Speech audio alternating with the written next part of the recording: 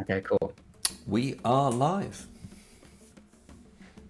Hey, everybody. I'm George. I'm going to be your friendly. I know people have been saying Dagger Master, but that's not the official title. It's GM of a game of Daggerheart. It's my first time running it. I played it a couple of times. My players here have not played it at all. So this will be very much a learning to play and learning to GM version of Daggerheart. What I decided to do is write an adventure because I've seen a lot of streams already with the adventures that Darrington Press has released, which are super fun. But I thought it might be helpful to see something. Hey, everybody. I'm George. I'm going to be your friendly. I know a campaign frame, which I won't go into all the details on, but it's basically it's a sword, maybe pulp, sword and sorcery meets Guardians of the Galaxy. It's maybe the sort of comp of what this is. And that's what Shadow of the Canary Moon is referring to. And our adventure for today is called Doom of the Lost City. So why don't I have, I'm going to go through all of the players and let them introduce themselves and just tell us like the basics of the character that you're playing today, whatever amount you want to say. Could just be their ancestry and class and stuff, whatever is good for you. So the first person on my screen is Dave. Oh, hey everybody, I'm Dave and I'm playing Kari Nix, who is a Ridgebone Giant Guardian, El Tanko. And the next person I've got is Graham. Hi, I am Graham and I am playing Marlo Fairwind. She is a lawborn elf sorcerer who shreds things with chaos and blades. Nice. Now we have Carl. All right. Hello, I am Carl, and I'm playing Varian Soto, who is a wild-born Qatari ranger, so a cat person ranger. Awesome.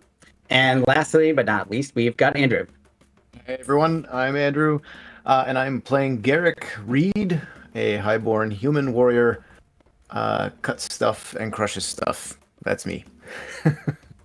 And what we're doing for today is these are the pre-gens that are available on Demiplane and also on the Darrington Press, Daggerheart.com sites. So this way, if you at home want to like kind of play along and see what's happening, you can like look at the mechanics on the page and see how that translates onto actual live play. Because a game can read one way and play another, and vice versa. So thought that would be helpful for today and for all of us to keep learning. So I'm just going to jump us in sort of in media res for the scenario.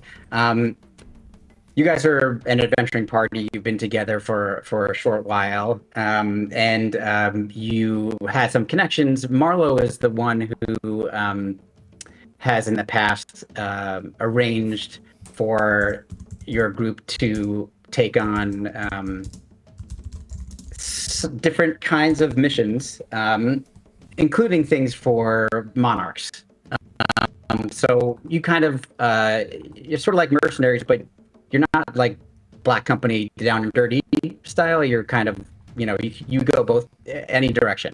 In this case, you have decided to take up the offer given to you by a noble called Baron Edric Valbroso. And you guys don't remember any of these names. I can remind you of any of them as we go. And he's the kind of guy who just like every inch of them says arrogant, pompous, noble. And he's hired you guys to obtain this ancient relic from a lost city that's way out in the jungle. And this is a city that's been, lost to civilization for an age. And he recently came upon somehow, probably from a black market, who knows, a map that purportedly leads to the site of this lost city, and then ideally will help you allow you to find the temple at the center of the city, where supposedly within, deep in its inner sanctuary, is this ancient idol that he's looking for. You took this deal. He offered you 500 gold. this is one quick. So I'll point out. I'll do sidebars.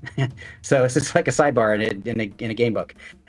Gold coins, gold. They kind of abstract it, but they give you options to not abstract it. So they use like handfuls and bagfuls and chestfuls, I think, which is like 10, hundreds, and thousands. But I'm just using like numbers, which they give you in the book too as an option if you want to do that. So he's offering you 500 gold coins, which is a lot, to carry out this expedition. However, he has insisted that he accompany you, along with his porter, who's this kind of sniveling little literal goblin, who's like constantly trying to please the Baron and always deferring to him.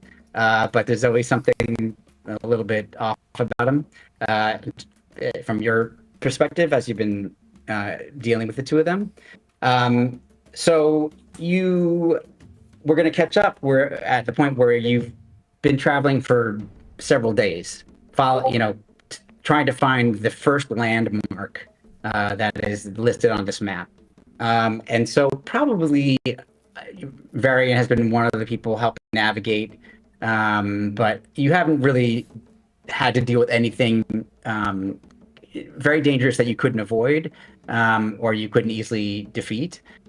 So it's not been difficult out this far. You've still been in like the fringes of civilization as you've been going, but once you kind of get into the jungle, it's starting to get dangerous, and we catch up with all of you.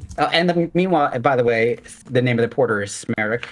And I'm going to actually move us over to a different screen here.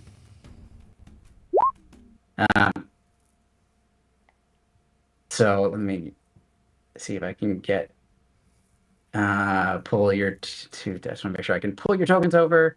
I've got Varian, I've got Garrick, Marlowe.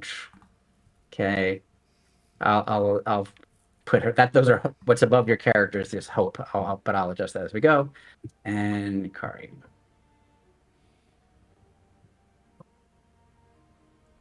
Okay.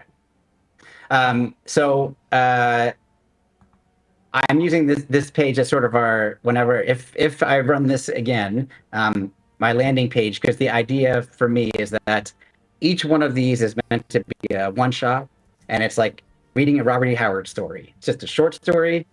Any of the stories, whether it's Conan or Kull or Elborak or whoever of his characters, you read a story and the world isn't all interconnected. It's not one giant campaign, but the world is moving. Things are happening out in the world. So I saw this image like, this is perfect. To me, it's like you're going to walk up those stairs and go into this next adventure. And this, in the middle here, is my fear token. So you will always know how much fear I have. And actually, I wanted to check with you. Can you guys see my fear bar over the token? 4 of 12. Yes. So I max up 12, so I've currently got 4. The reason I have 4 is that the GM starts with a number of a fear equal to the number of players. And all the players start with 2. I can only see names and bars on Garrick and Varian. Yes, I just pulled them over, so I'm going to change those right now, actually. Okay. So let me just quickly do that. One thing I'm going to mention to everybody, well, you guys, but also anybody, because I know some of you read some of the book, but anybody watching or watches later, if this gets actually streamed, if there's rules that I mess up, just let us know in the comments. It is a rulings over rules system, which they really encourage in the game. So I may be making some choices purposely that go against the, general rule, but I might not be. I might be making mistakes. So please let us know if that's the case, if you spot anything, because again, we all want to learn. Okay, so let's see if this works. Okay, can you see Marlowe now, Dave? I can see Marlowe's bar, but no not numbers. Okay. And no name. Oh, interesting. Okay, hold on a second. Tech. All right. Okay. See, yes. And yes, Marlowe. All right. Let me come back 2 seconds. And then this is Hope, and I need to put C. Okay. So how about yours, Dave? Mine, I can see bar numbers and my name. Okay, great. Let me. So whatever you did there worked great. Yeah. So hopefully this. How about Marlowe's now? Numbers now for Marlowe, but no name. No name. Okay. We're getting there. Almost there. This is not meant to be a tutorial on how to use Roll20 because I will only screw everybody up. How about now, Dave? Nope. No. Maybe I But you need see, to- everybody else is now. The only one Yeah. is her. I'll just You reconnect. could probably see if- refresh. Yeah. See if Yeah, can you see it, reconnected. Carl? And Carl, can you No, see but everybody's? I can see Well- everyone's hope bar, and then I can But you see just can't the see- names pop up sometimes. Graham and Andrew, can you see Marlowe's I see all name? I saw my names. I can see Marlowe's, yes. I Yeah, so cannot, maybe but just I'll a- also try to refresh. Roll20 glitch, maybe. All right. So, yeah. Tell me if refreshing fixes or does not fix No, that problem. I mean, I don't think it doesn't matter. It doesn't matter too much, but No. I don't think so. all right. Well, we'll keep going. I'm gonna move these characters over to another screen anyway. Mhm. Okay, so here we go. I'm gonna copy these characters. We're gonna move you over to our first encounter where we're gonna meet everybody. So as you notice here, you've got two other friends here. The guy on the left here, that's the Baron. And the guy on the right here is his porter.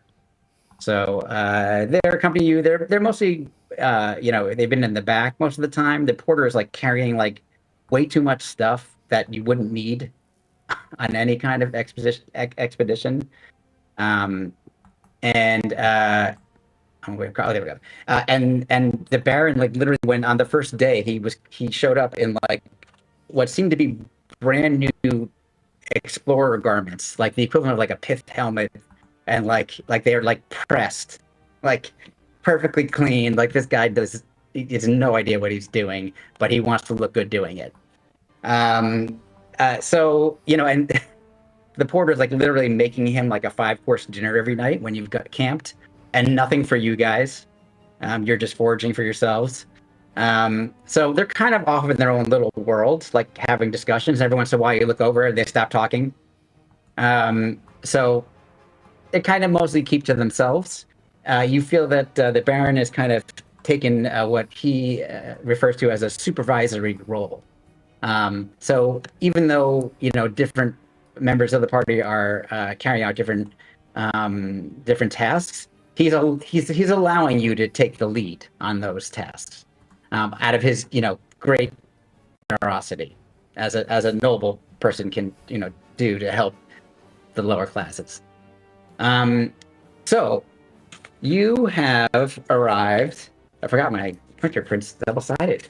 I almost skipped you into nothing terrible. So There's a basilisk in the first room. Like, what? Exactly. This is just a one encounter scenario. Okay, so I actually created read alouds just for fun. So after traveling through the dense jungle for several days, you finally reach the first landmark on your map. A huge skull of some long dead horned beast. Its empty eye sockets stare up at the sky, half choked by vines and the creeping roots of ancient trees. Sunlight slants through the green canopy, painting the clearing in shades of gold and shadow.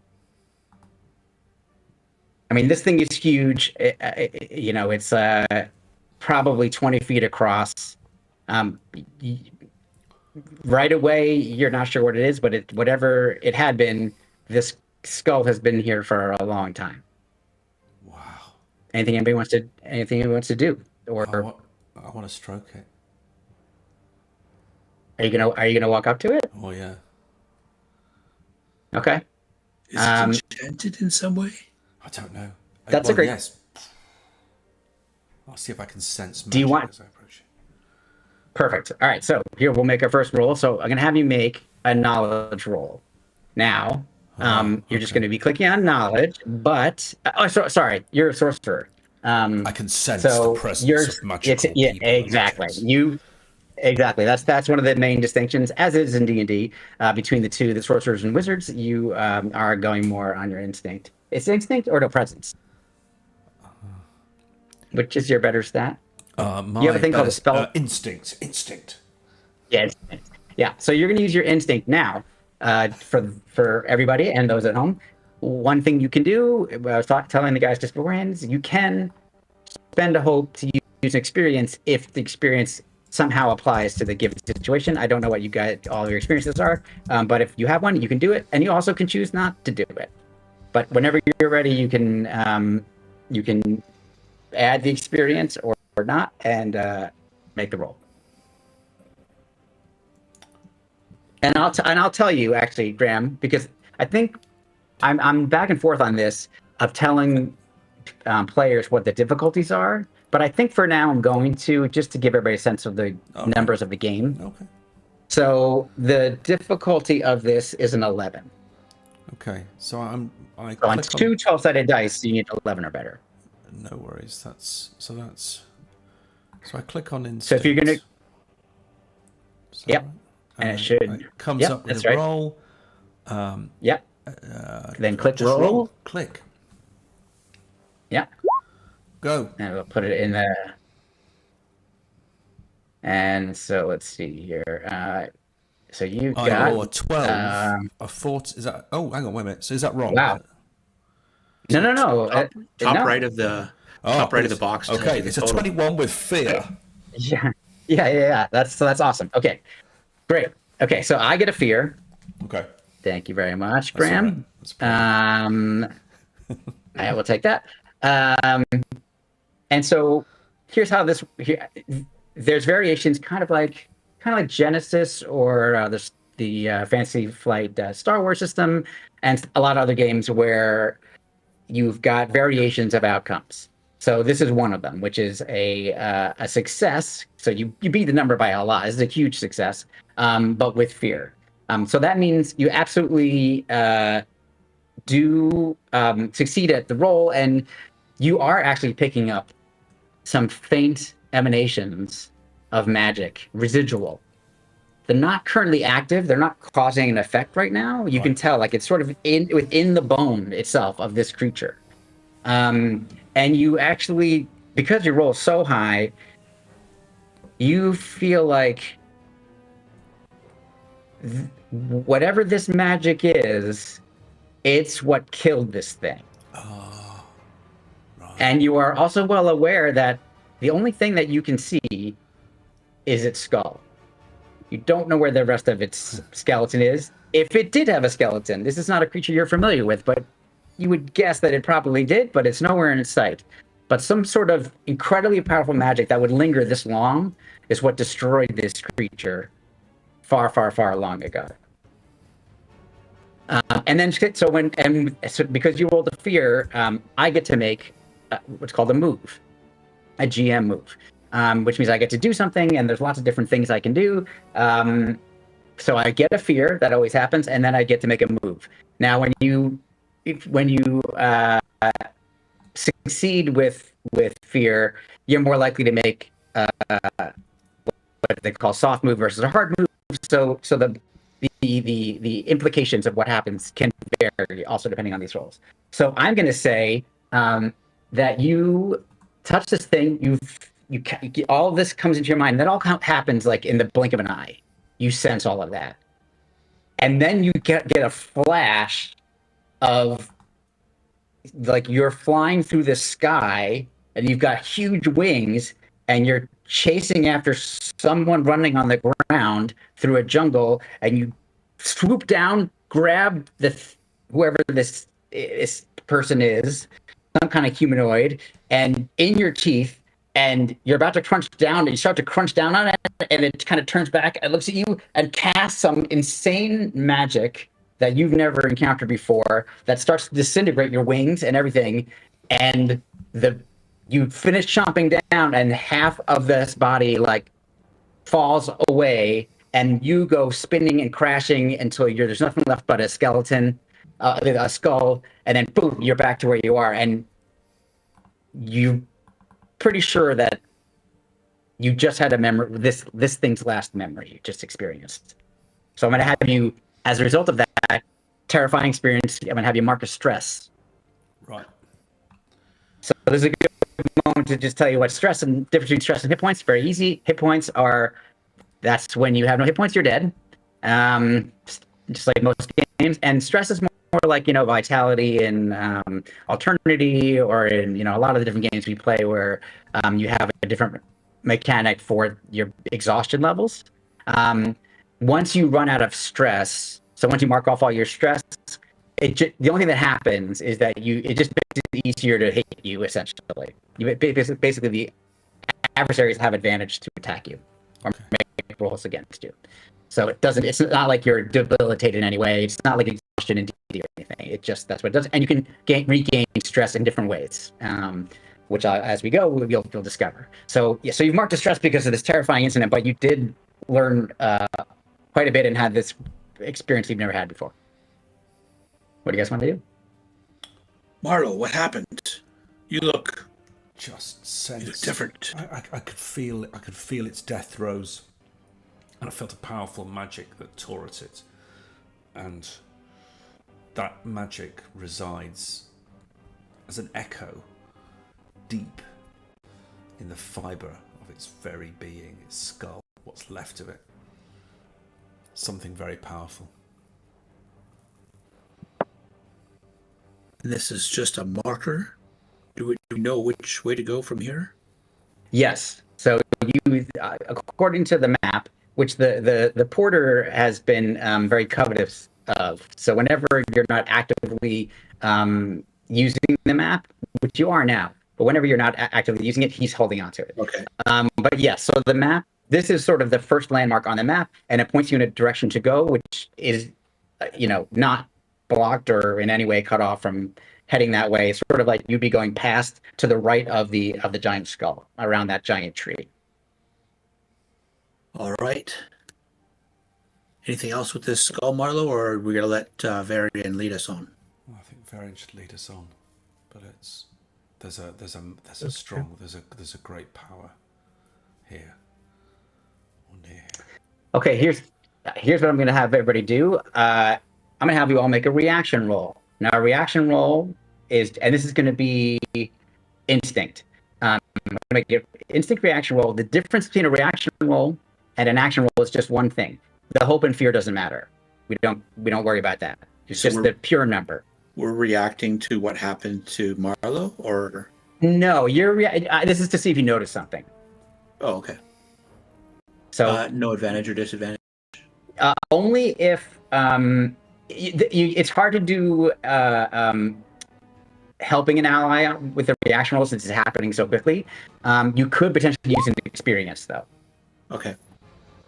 But even if you guys roll with fear, I'm not getting fear for this. So okay. The fear and you guys aren't getting hope. So this is just to see what you guys roll. You guys are rolling pretty well. Instinct, just straight instinct. Okay. Yeah, instinct, and if you want to spend a hope on an experience, you can, but you don't have to. Okay, great. So Marla got a 21, Kari an 18. Wow, you guys rolled incredibly well, actually. Jesus. Okay, you all. So after Marla finishes describing this vision, as you start to head off, following the map, you spot something odd, dozen yards off, just the way that it looks. There's something strange about it, and you kind of get a little bit closer, and you start to realize it's the torso of a skeleton in what looks like some kind of the tatters anyway of some kind of explorer's garb. And it's covered just like this skull in moss and vines, etc. Like the earth is trying to reclaim it. And it's lying on its back against a tree as if like it had, smashed into this torso. It smashed into that tree. It dropped right here and never moved for centuries. So there's a creature's torso and an explorer? More like a human. No, it's one thing. It's some kind of explorer, a humanoid explorer. Could be an elf, could be a human, could be Qatari. Look at that over there. Does anybody want to go approach? I think Kari's going to go and take a look. Yeah. Okay. All right. So whoever heads over there, as you get closer, yeah, it's definitely the upper half of a probably human, but again, could be a half elf. Doesn't seem orc or goblin or anything like that. Skeleton. It's got these scraps of rotted cloth still on it. But its bony fingers are like clutching something against its chest, like in its death. Like that was the last position they were in, and there's something that it's got there that is covering the whole thing there tight.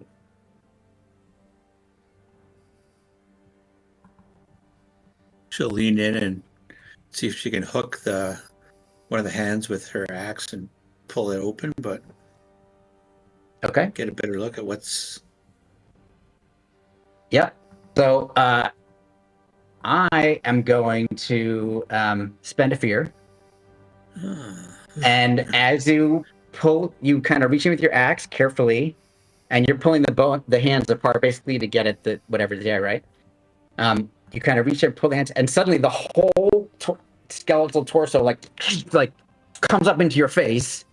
But you realize like it was just that you like snapped one of the vines that was holding it in place, and it just came forward suddenly. But it's now separated from what it was covering, which is a journal. So you know the mark of stress. So one of the other things about a move is that I make is I can interrupt at any point and spend a fear to make a move. And the move doesn't necessarily mean you're going to take damage or something. It could be something like this, where it's something about the world that's going on.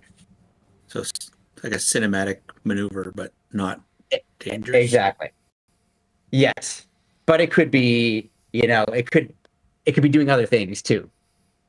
Like it could be a setup or something. It could, it's a huge variety. It's like a category of something you can do. Or you can do, like for example, you could do a cutaway scene where you cut to the villain like declaring war on your country or whatever. Like, so that's just to get across how this game is different from other games. I'm trying to use as much of the different unique rules. And I mean, and this game is similar to many games, including a lot of the Powered by the Apocalypse games that do things like this.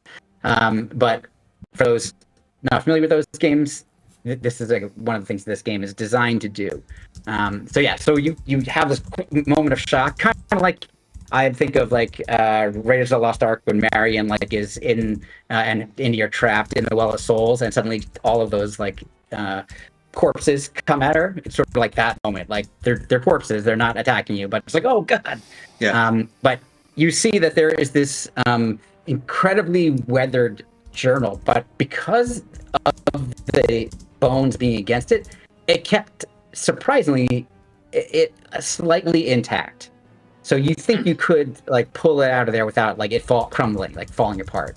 Plus, you're in a very wet environment, so it's not like it's all dried out or anything either. The only problem is that it's probably been rained on quite a bit. Yeah, Kari will kneel down and gently try to pull the journal out and see what it holds within. Okay, so you were able to do that, and you pick it up, and it's this kind of leather-bound journal, parchment inside. But unfortunately, most of it is, whatever kind of ink was used to write in it has bled away because of the weather and time. But you do are able to make out something kind of near the end, which was the most protected. And it says, I mean, it kind of is written in a crazy handwriting, like kind of jagged, almost frantic. And all that you can read is the following. It's always watching. I feel it in my dreams, pushing into my mind. It wants something. It wants me to do something. And then it kind of trails off. What do you make of this, fellows? And Marlowe? It wants something.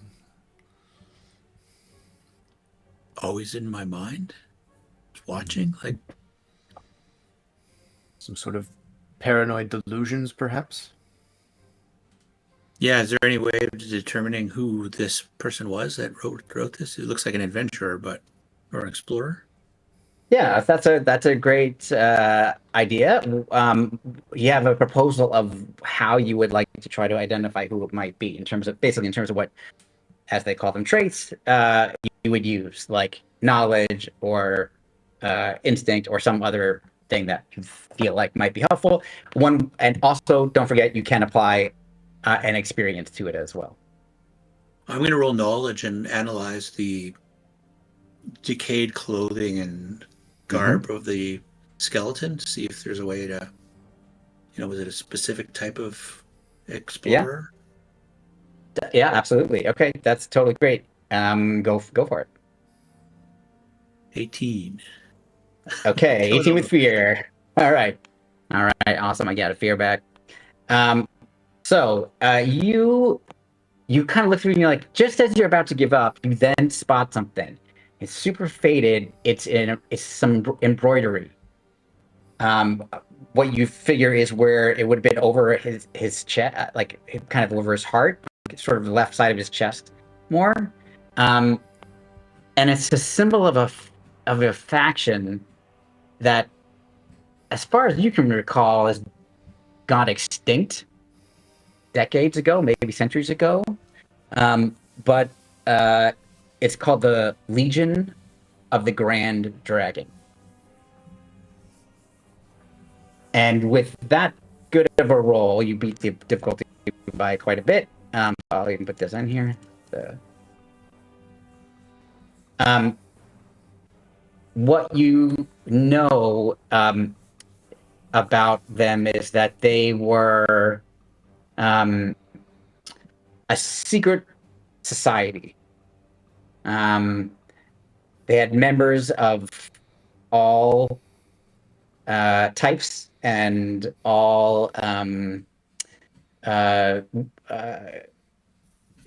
they came from any way of life, any community. So like lower-born, high-born, etc. All types of people, and they had. There's probably a lot more to know about them, but the main thing that you can recall is that they, in secret, were trying to maintain not the balance of law and order, but law and chaos, but keep trying to fight against chaos and bring law to the world. So in ages past, there was incredible magics that were used, kind of like the one that killed this beast, and were out of control. And so this society was formed to find, hide, and or destroy anything that was too powerful to fall into, if it were to fall in the wrong hands, would cause massive devastation. And they infiltrated everything from local thieves guilds all the way up to the highest levels of monarchies. And even if they, swore an oath to a queen, but it turned out that monarch had in her possession a powerful artifact that the oath was to get rid of it some way. But they've long been, not heard of. But that's what you get out of it. And I'm just going to take the fear and not do a move. I think Kari will relate that to the group. So, some long lost secret society, Legion of the Grand Dragon, who were trying to tip the scales away from chaos by securing away powerful magics. Is this something that we should be alarmed with? Something about the temple, perhaps? So as you say that, I'm going to do my move now. The Baron walks up. Now, are we all wasting time again? We've been out on this expedition for several days now, and still I do not have my relic. What is this? Why are you looking at bones in the woods? These are all... It's just a journal, cookbook, nothing important. Well, let's get on with it then, shall we? I'll just stuff the book in my bag and we'll... Yes, of course. And then he's like, kind of hangs back as you proceed. Okay. If you proceed forward, he still hangs back a bit. Oh, but Graham, go ahead. No, it's fine. If he's hanging back, I'll say, the thing about the Legion of the Grand Dragon is that they were trying to withhold a primal force of nature, chaos. And as much as they might try, and I can see why they can try, because those who do not have the art, those who do not understand the art, chaos can control them. So I understand what they were trying to do, but they were always going to fail. They were a reactionary group. This is just Marlowe giving her view on it. They were a reactionary group. They were always going to fail. It will be fascinating to see what we shall see. For I think chaos may be at the root of this. It's exciting, he says, and there's a gleam in her eye. Okay, you hear from the back, you hear, chop, chop. He clearly doesn't want to be. Varian, lead us on. Lead us on. It's clear he wants to move, but he's not willing to be in the front. and he's not in the back either. He's got his porter behind him, bringing up the rear. So somebody's going to get eaten first. It's going to be the porter. Thanks. Okay, so unless anybody has anything else they want to say, what we're going to do where now is he in the marching order?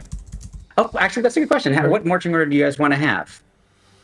Well, where is this guy? It doesn't matter where we are. Where's this guy? He wants to be second to last. Oh, okay. With his order last. That's so his, I'll go. I mean, by all means, by all means, sir, if you're in a hurry, take the lead. Yeah, but you're the guide. You're the scout, the ranger, the. No, I know. This is what I understand that. Kari, this is what you get when you work with the wood folk. He's saying to that porter. Ooh. So but he's definitely not going to the front. I can tell you that. He's paying the bill, Varian. Let's get rolling. You can lead us. So, order, okay. Varian. Yeah. And then Varian who first. wants to go next? Garrick? Yeah, I got no problem going next. Okay, cool. Marlo, do you want to be back with the? No, but I'm prepared to be, if that helps. I can go last. I'll bring up the rear then. Okay. He stays about 10 feet behind you. Like, not too far, not too close. You think it might have something to do with, you heard him say something about smell, but you know, you're not sure. You should still be on the page with the skull. Oh, I can see the skull. I'm on the book page. Yeah. I'm on the book page. Oh, shoot. You See, this is what happens when you haven't. Yeah, this is what happens when you don't. Oh, I thought I was. I thought I was something on my end, but the stream is still showing the same. So I'm like, oh, okay, no, that's what Graham's seeing too. Okay, There's good. our This dude. is yeah. There's the So Lord and the Porter. Okay. that's right. See, I haven't run a roll. I've been using a lot, and Graham knows Foundry a lot. So I have forgotten how to make Foundry's Roll20 fine, work. too. Yeah, I like Foundry, but all the stuff with Does Foundry not work with? It's not. They don't have. Yeah, this was all integrated already, so it's just the easiest one to put in. But yeah, so there you go. There's your big giant skull of the creature Wow. and the big tree. Yeah. And you've gone off behind it, and you can hear the sounds of the jungle around you. So from this point, you kind of need to go to the right there, around the tree, which you started to do. You spotted this skeletal torso, got the book, had this discussion, and have been prodded forward by the Baron Valbroso, and you now decided your marching order, and you're heading out. So the way we're going to do this is you basically following them. You guys following the map. So really, you're not going to get lost, unless you miss a landmark somehow. That's not really the hard part. The hard part is now you're into the deeper part of the jungle. There are quite a few things that can kill you, put it that way, or at least harm you. So what you're going to do now is try to make your way to the next waypoint, which is on the map, which is some kind of, it looks like it's a bridge over some kind of river or something. It's, again, this is a really ancient map, and where it's folded and stuff, it makes it hard to read, and some of the ink is bled off. But that's where you're trying to get to. So how we're going to do this is another rule, which is from some other games like Blades in the Dark, etc., which is countdown clock. So this is going to be set at a 6. So I'm going to set a die at a 6.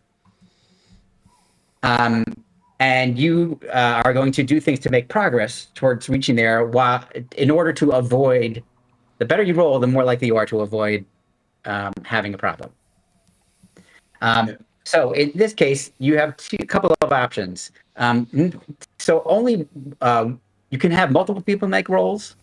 You could have one person make a roll and other people help that person. Depends on what you think you're doing. So for example, somebody could be scouting, or keeping watch, is a better way of putting it, like using instinct. And somebody could be saying, oh, that, what, moss is on the north side of the tree. I know that from my knowledge of whatever. You could be using different skill traits. It's up to you, and different experiences.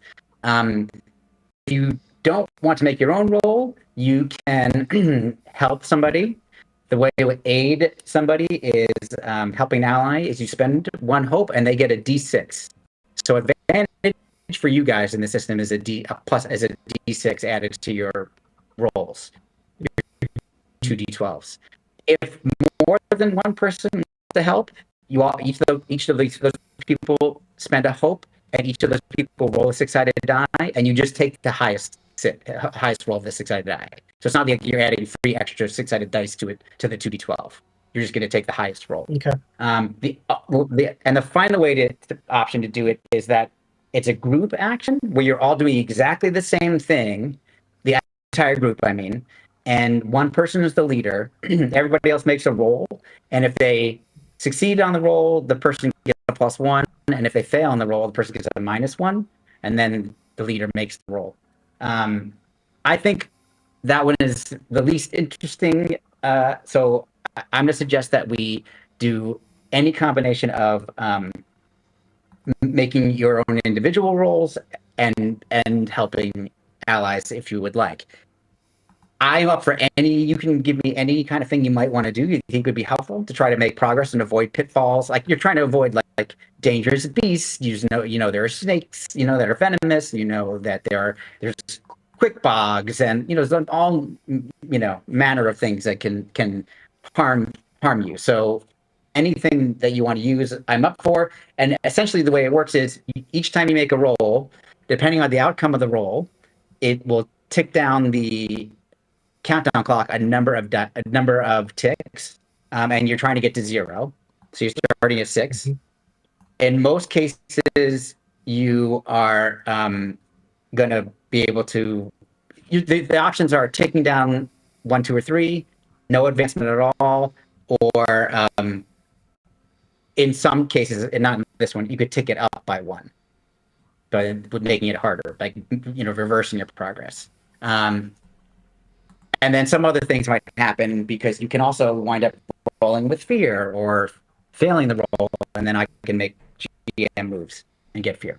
But it's kind of like a skill challenge idea, but with some slightly different mechanics.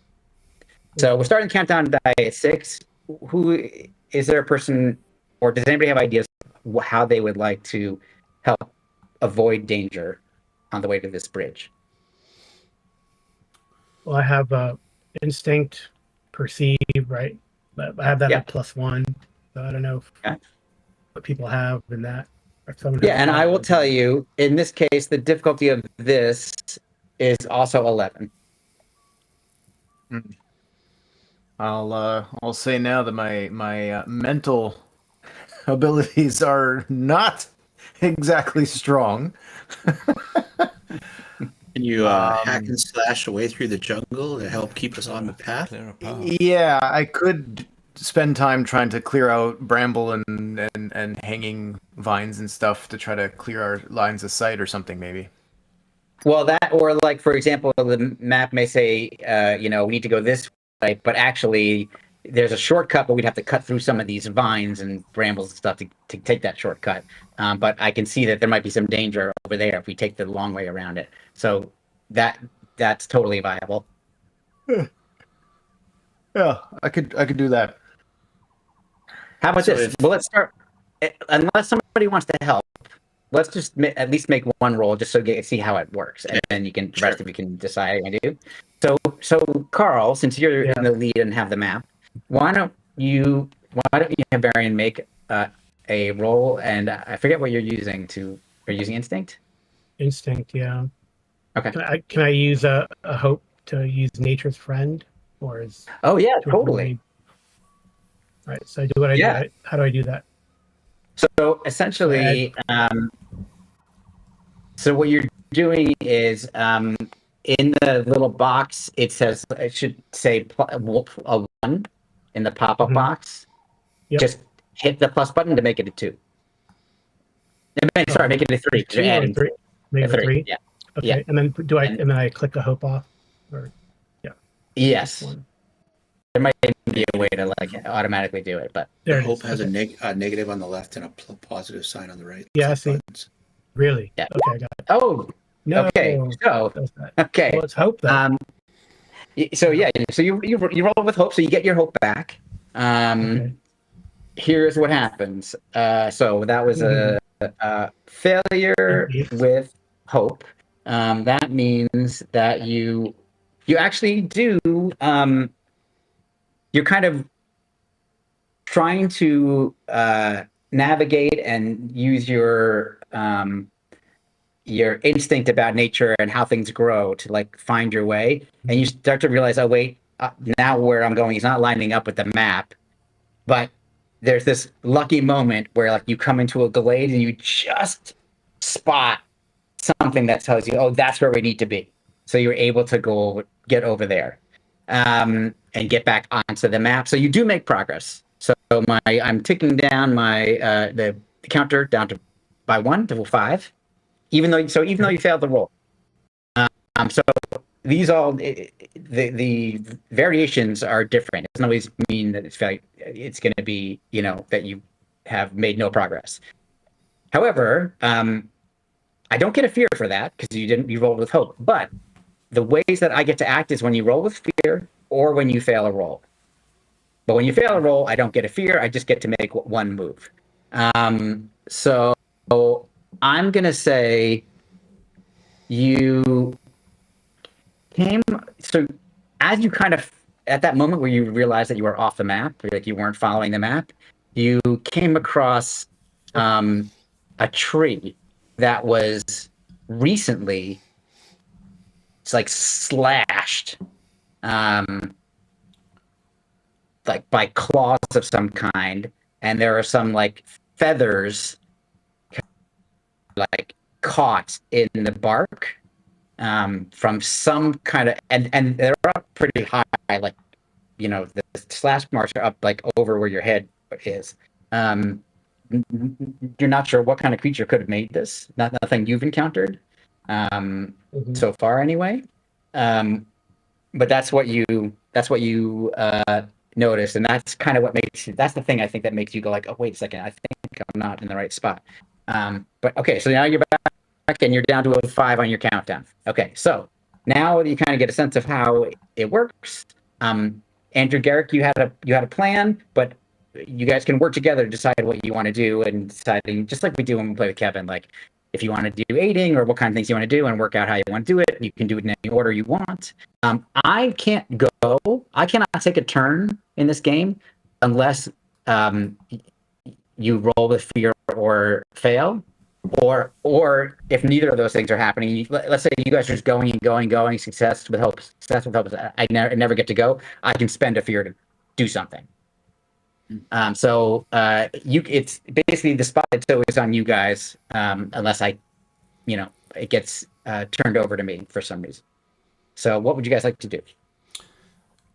I'd like to use my arcane sense with the tendrils of chaos magic or other sorts of magics. I want to sort of see if there's any way that I can map kind of like a landscape of sort of residual magical effects or powers that I can map to our location to help us move through, just if there is anything. I mean, if there's nothing at all magical, it obviously won't work, but if there's vestiges that I can sense, I can use that as a way of almost pinging us. I think I totally get that. You're talking to somebody who plays wizards and sorcerers all the time, so that makes sense to me. So go ahead and make a I keep forgetting your instinct. For me, it'd be instinct. Do you have an experience that you want to use, or are you okay with I've got an experience, but I think I might keep it. One interesting one I've got is called "Not on My Watch," which I think I might I might like to save for another moment. Is that fair enough? Sounds good to me. All right, go ahead and make your roll. Okay, let me just see how I do that. So roll. I'm currently popped out, so it might. Oh, there, that works. Okay, but you did, yeah, that works. Okay, so you got a 17 with fear. Yes, thank you. Okay, so you are able to pick up the faintest trace of magic, but it's not like it's nearby. It's from somewhere ahead. But because you're able to pick it up, like you sense that it's far ahead, but because you're able to pick it up, you realize this must be something very powerful. Mm-hmm. And it has with that high of a roll, there's some kind of magic. Like this game doesn't really have like schools of magic per se, but there's something about this magic that has to do with the dead. So you don't know if it's another situation like this creature that you encountered, its skull, but it's something ahead which helps you kind of, like you said, like radar, go like, we need to be heading this direction. Like as soon as you start going that way, that's not towards, you feel like that's the way you need to be going, is toward wherever that is. Okay. And I'll admit that it's some hefty magical aura that's pulling me in that direction, just so you guys know. And you got a failure with hope. So take it down again. So you're actually down to a 4. And I could do 4 with fear, so I could do a move. So many moves.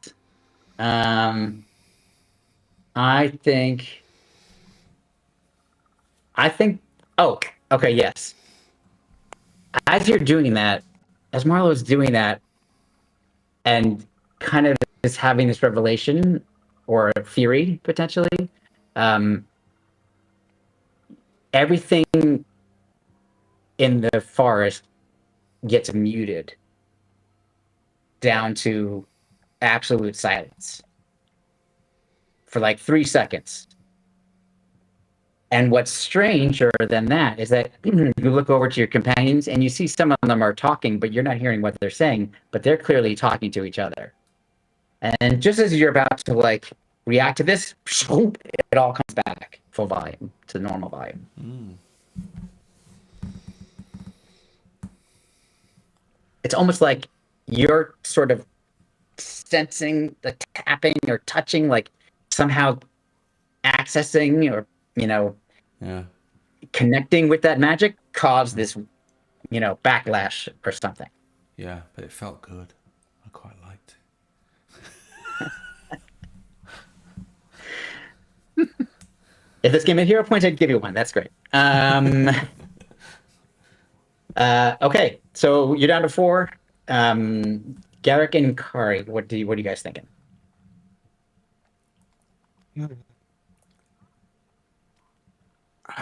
Eric. I mean, I was just gonna chop my way through. I don't. Yeah. You can do that. I mean, I could stick to that plan. I really don't know how else. Yeah, that's a Garrett's not going to be very aware of his surroundings from what I can see here. So, that makes total sense to me.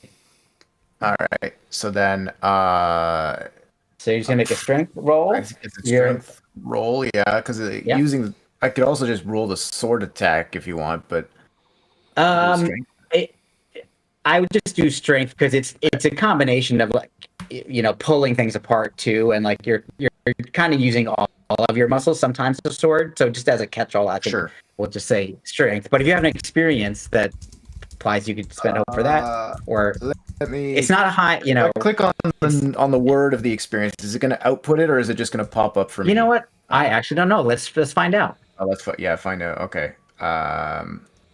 This is a play to find out game. It pops up for me, not you. That's good. Okay. Doesn't give me any description of that one. What about? Oh, they're basically made up things. So when you create a character, you can put anything in there you want. It just gives you lots of suggestions, but you can put in like, fight to the end or so whatever you want. So this isn't like a specific game rule or something that I've added. It's I have a experience. It gives a bonus, and I call it whatever I want. Correct, and you can apply it to whatever makes sense to apply it to. And as you go up in levels, you wind up getting some more experiences. I think you get a maximum of 5 or something like that. Well, I don't think affable is going to help me here, but hit them There's no hard. tree ant to talk to. I mean, maybe hit them hard because Yeah. I can. Some of the branches it might be thicker, and maybe that'll help me get through them. So go ahead and. Do I click on the experience, or do I just add it manually to the roll? Let's see. Actually, yeah. If I just click on the, nothing happens by clicking on the +2. Yeah, I mean. Oh, actually, no. I'm a liar. When I click on the experience, the +2, it'll add it to the roll that I'm currently getting ready to do. That's kind of cool. Okay, great. Perfect. Okay, so I will roll. All right. Ooh. Okay, a 15 with hope. That's a success. So you're kind of hacking and slashing your way through, and it's allowing you guys to move definitely faster than you would have. You're finding some shortcuts to go through.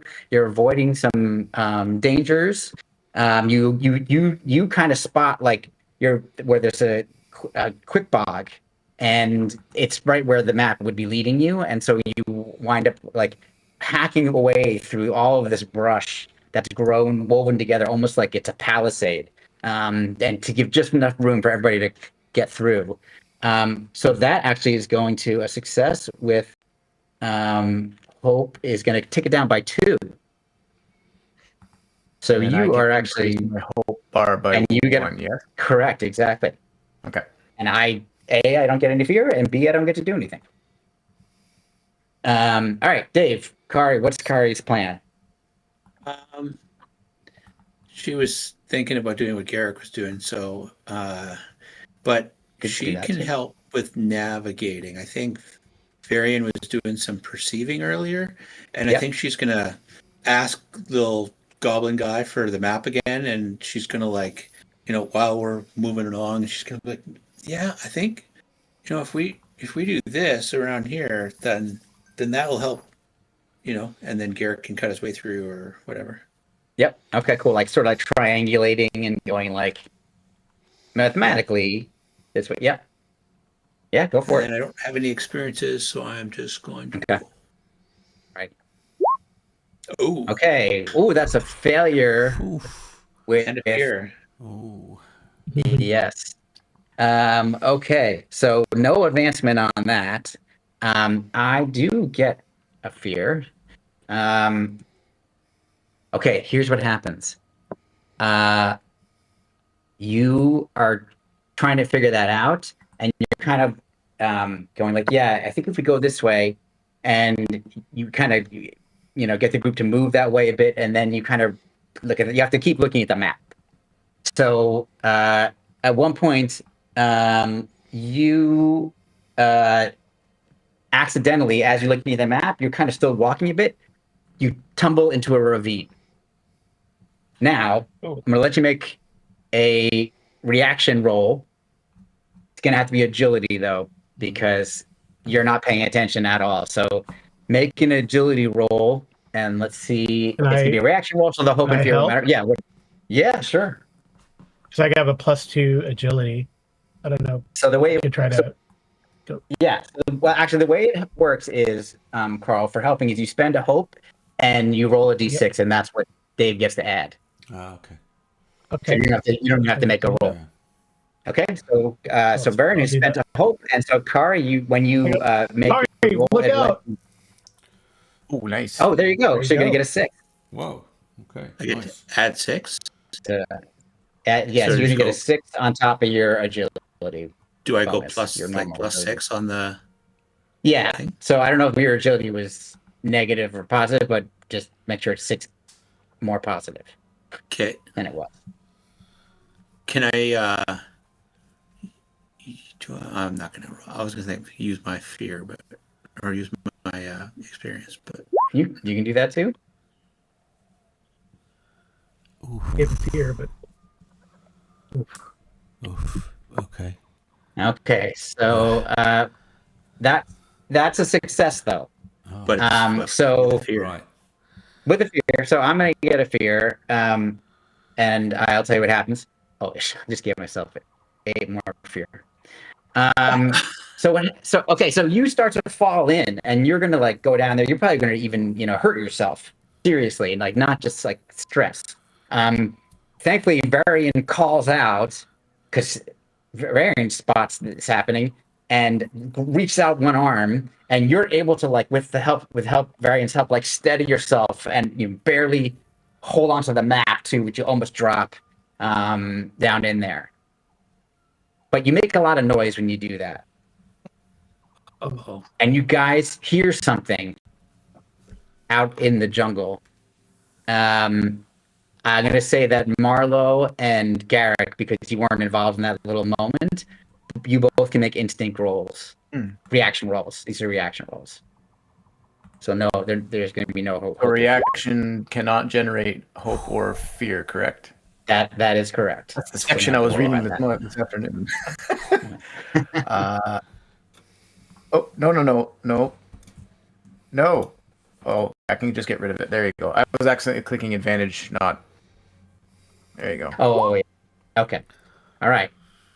Okay. 21 and a 15. All right, no problem. So, Andrew, Garrick definitely sees not just one thing, but a group of things about, let's see, one that's to the success with hope is going to be about 100 feet off. Mm. There's something moving through the foliage. It is several somethings. Marla, however, you have spotted, you caught more of what it is moving through. There's just 4 humanoid figures. And in fact, you recognize one of them. You recognize a human. He's called Varric Sargos. Varric? And he is the leader of a group of rival adventurers. Some call them treasure hunters. Yeah. And I'm going to spend a fear to do something, which is to say, let's have this be some kind of personal negative relationship between the two of you. Do you have an idea what that might be? Like something that would make sense for Marlowe? Like your two groups are always in competition with each other, but you're not adversaries. Like you're not trying to kill each other. But what negative? Perhaps they, in my view, they slandered our group to another patron, which meant that we basically didn't get several jobs for a while because of this slander. Okay, that's awesome. Okay, great. Yeah, so you spot them, and you clearly know the other three are the rest of his companions. Now, the good thing is they don't spot you because they were going to spot you because because of what your role was, but because Garrick, I'm going to take advantage of his hope, not as an actual hope because it's a reaction, but to say that like he kind of pulls you aside as you're like looking, going like, is that? And then he kind of pulls you behind a tree, just as Varric looks in your direction. Right. He's still 100 feet off. Varric. So you don't think that you've been spotted, but you definitely know they're there. What's strange is that they're all the way out here.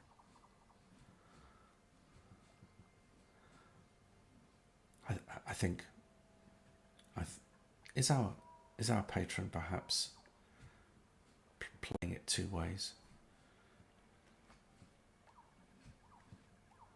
Us. We say that too. Doubling. Is that whoever as a bit of a backup, you're thinking? Maybe. It's unlikely. Or does he have competition? Well, could be.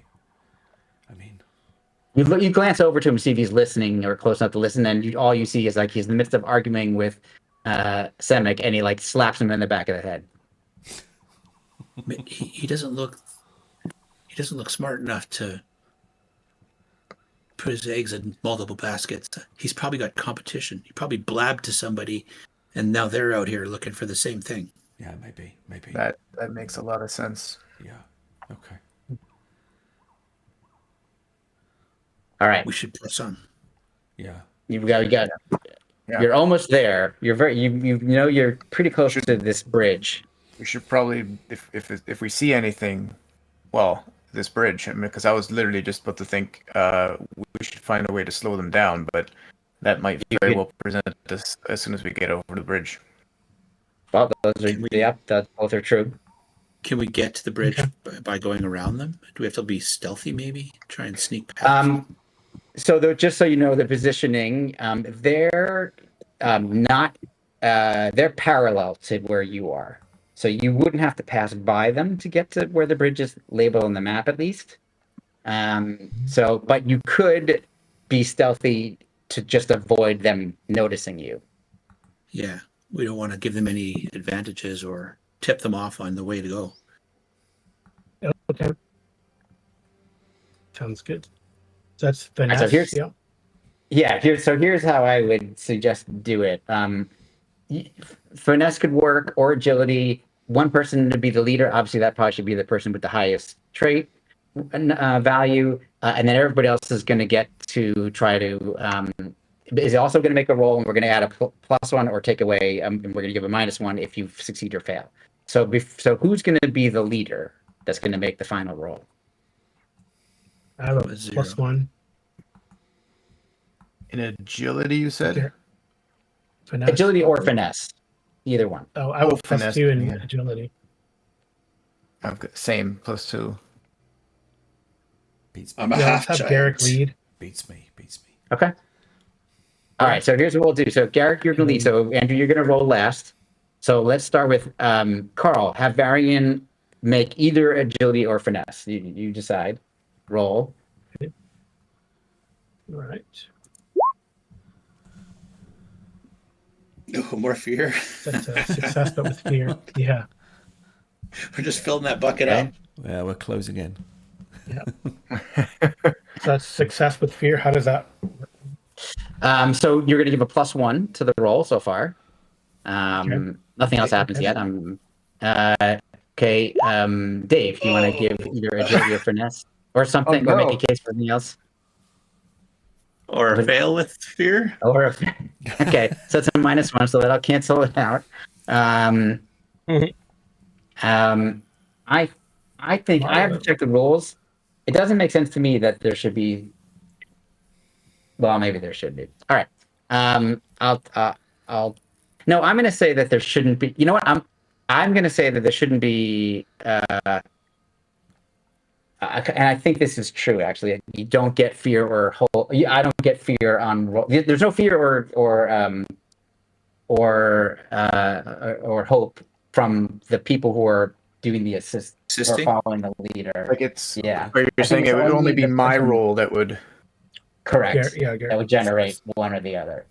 I'm just looking at the Game Master screen little write up, and it doesn't say anything about it. It just says you get on a success +1, on a failure -1. All right, but I got you. you're at a 0 right Cool. now. Okay, yeah, if you check that out, Andrew, that'd be awesome. So it's called group action, Andrew. Yep.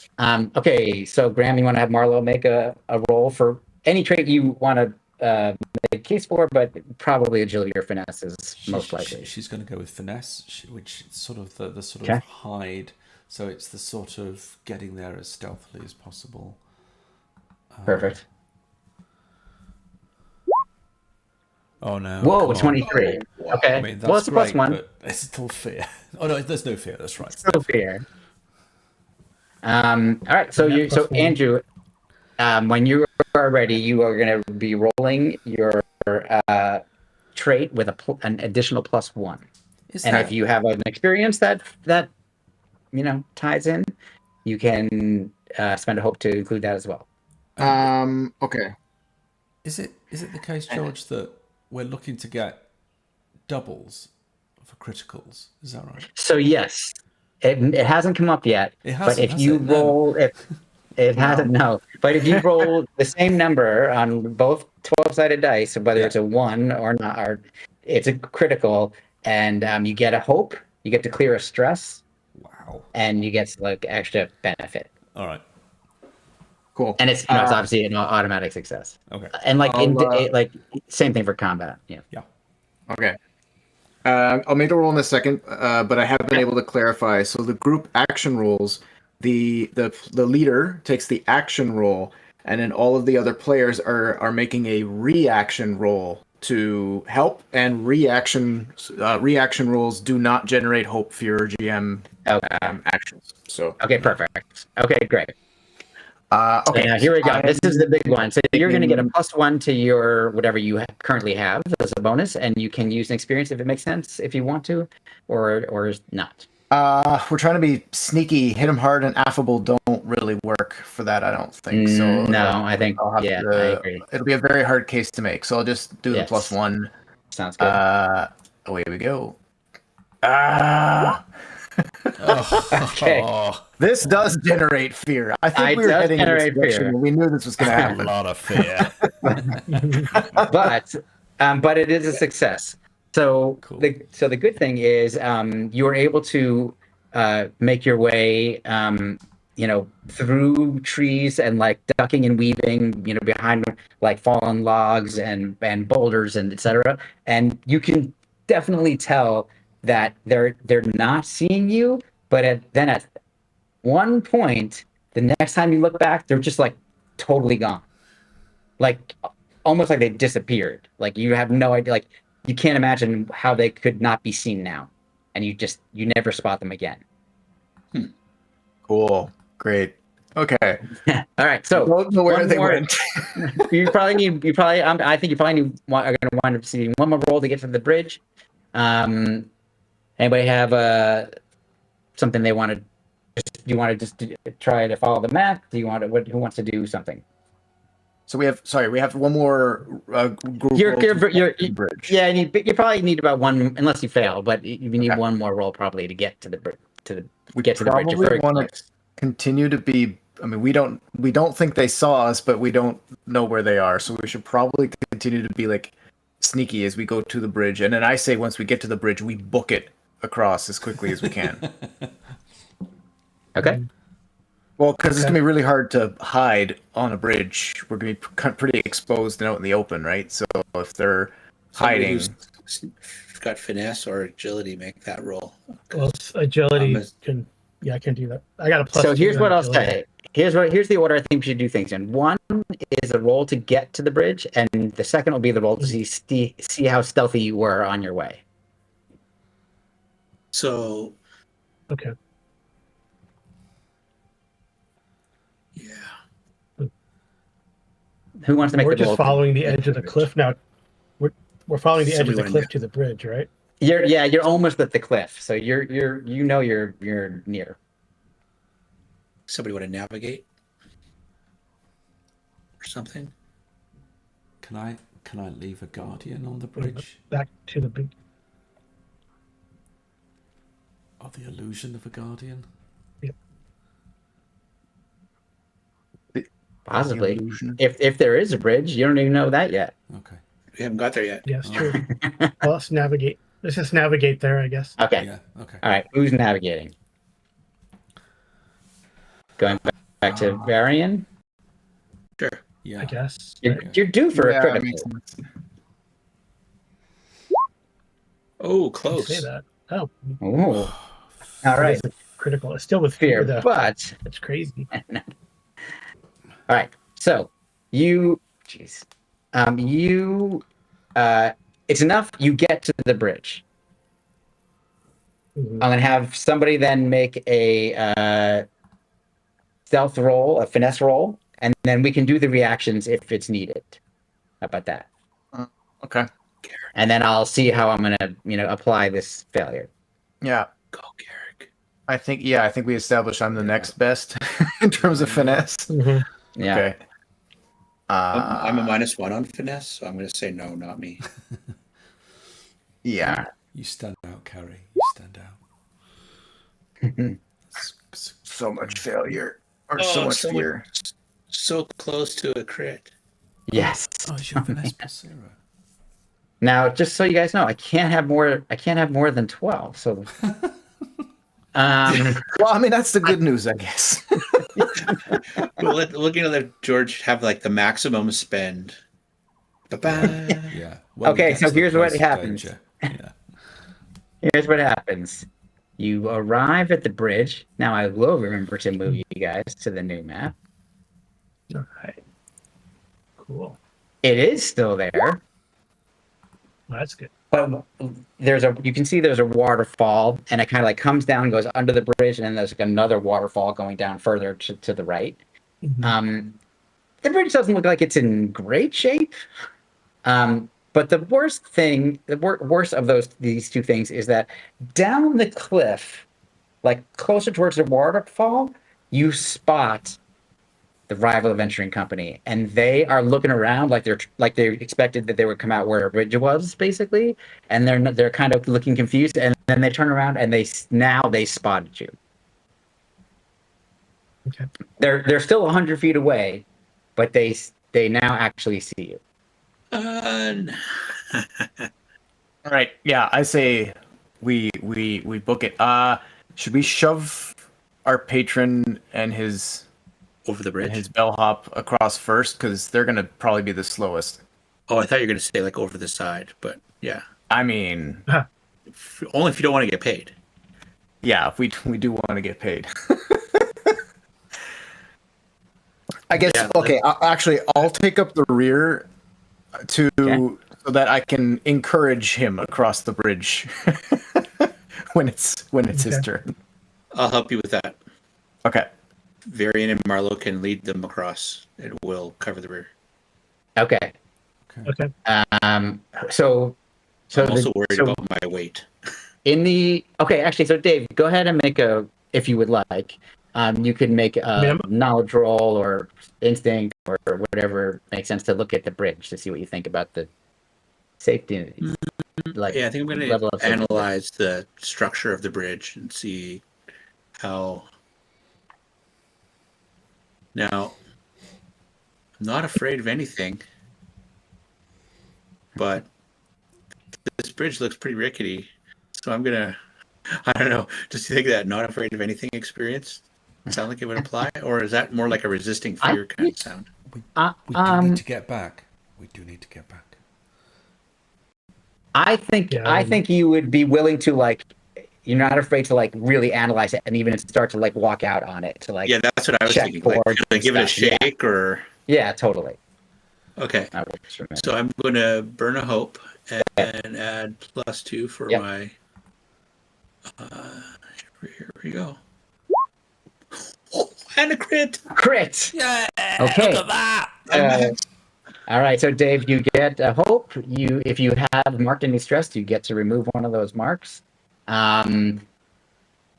You figure out exactly where this bridge is unstable, and in fact, you discover there's a trait of the bridge called "Don't Run."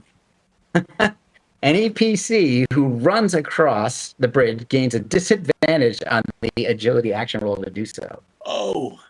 Okay, so you have figured out you can't run, but it will hold you, but you know exactly where not to step. You don't have to go slowly, you just can't run. So I'll explain all that to the group. It's like, you can't run. And this, by that third post on the left there, those boards are going to be weak, so you got to step over them. Don't run, or you'll have a big problem. Okay, I'm going to spend 1 fear, since you're not giving me a chance to... Oh no! You rolled. No, you roll. This doesn't count. I don't get fear when you crit. So I'm going to spend 1 fear to have the party members, the rival party members, start heading towards you. So they move about 30 feet down the edge of the cliff towards you guys after you have figured this all out, Dave. Okay. They're coming. Let's get moving. Yeah. And I'm going to even say, because of the crit, none of you guys have to make rolls. You're going to all have to make rolls to get across, agility rolls, and potentially fall down. And in fact, I'm going to spend another fear to show you what your fate was going to be if you were to fall off the bridge or through the bridge, which is you would go down. Oh. Hit the water and be down on this level and then go off that even taller waterfall and get washed away downstream. Wow. So you have managed to avoid all of that with your excellent rolls. I'm just going to put you back over here. Now another adventuring party, however. Yeah, so now so I'm going to say you guys are you're able to make it to the other side.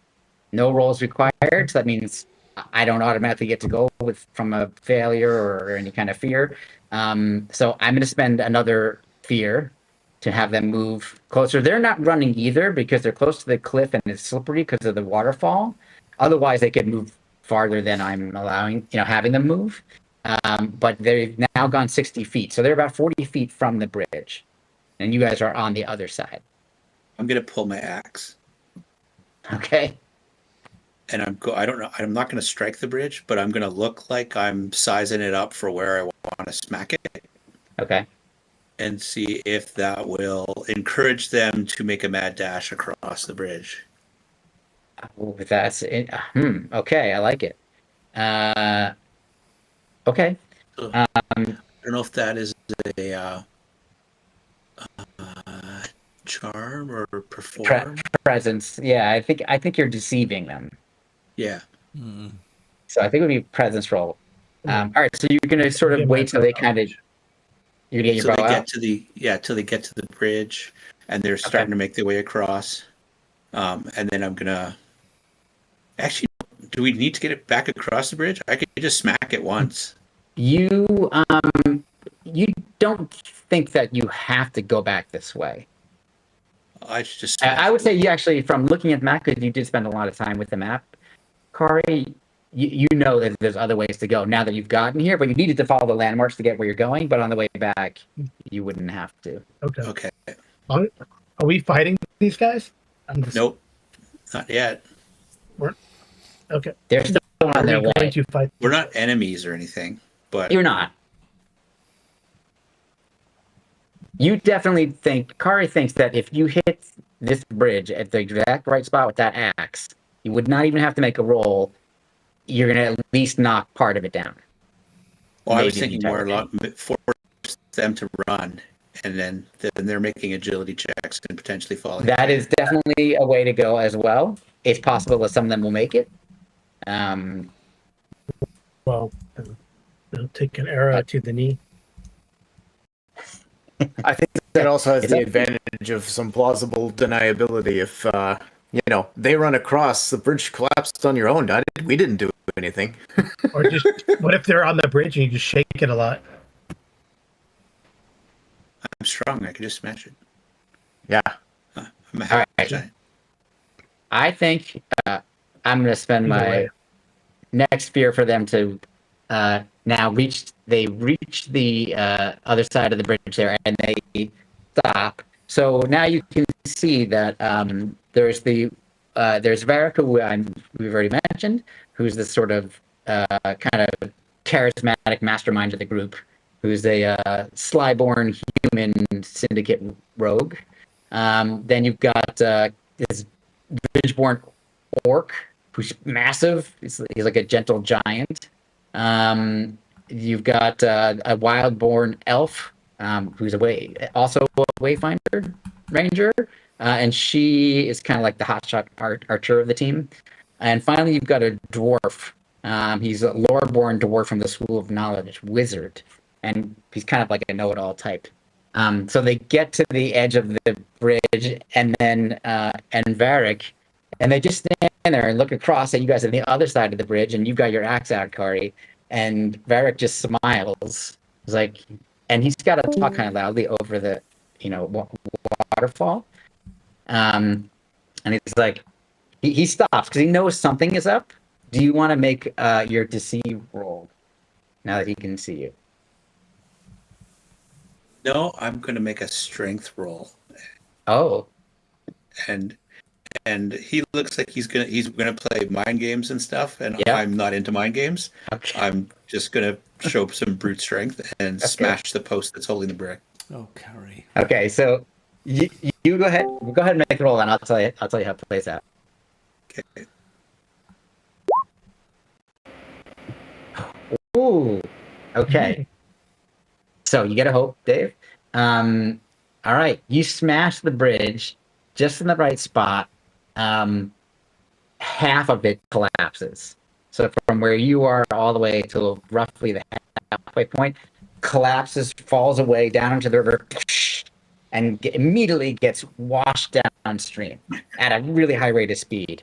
And Varric is standing there looking at you like, I can't believe you just did that. It's like, hey,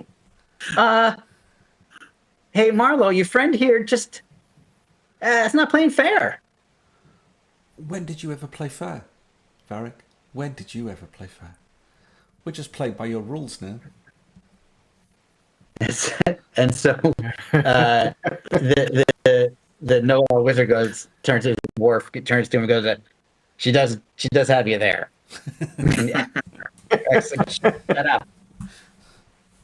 And he's like, you won this round. You won this round. I'm sure we'll see each other again. I hope so. And maybe I'll see you first next time. All right, so they actually start heading off because they're clearly looking for another way to get around. Sure. All right. So that is, well, let's see. What does that take us to? 4 o'clock. First break. It's gonna, yes. I just want to see if I want to set up the scene. Okay, yeah. So I'm gonna bring you to the new scene, and then we'll pick it up from there. So you make your way, on the other side of the bridge. You are following the map. This is really easy. You don't go very far. When you come to this, it's been hours since you left the skull, the point where you found the skull, that giant skull. And you kind of been pushing through the undergrowth and all of that that's been wearing you down. But finally the path leads to this kind of wide marshy crossing, and you see these kind of broken bridges like just over the marsh itself, that are zigzagging over. It's the water can't be too deep, and but what you can see half submerged about halfway out into the marsh, open marsh area, is a battered wagon on its side, and it's whatever contents were in it have kind of spilled out into the reeds.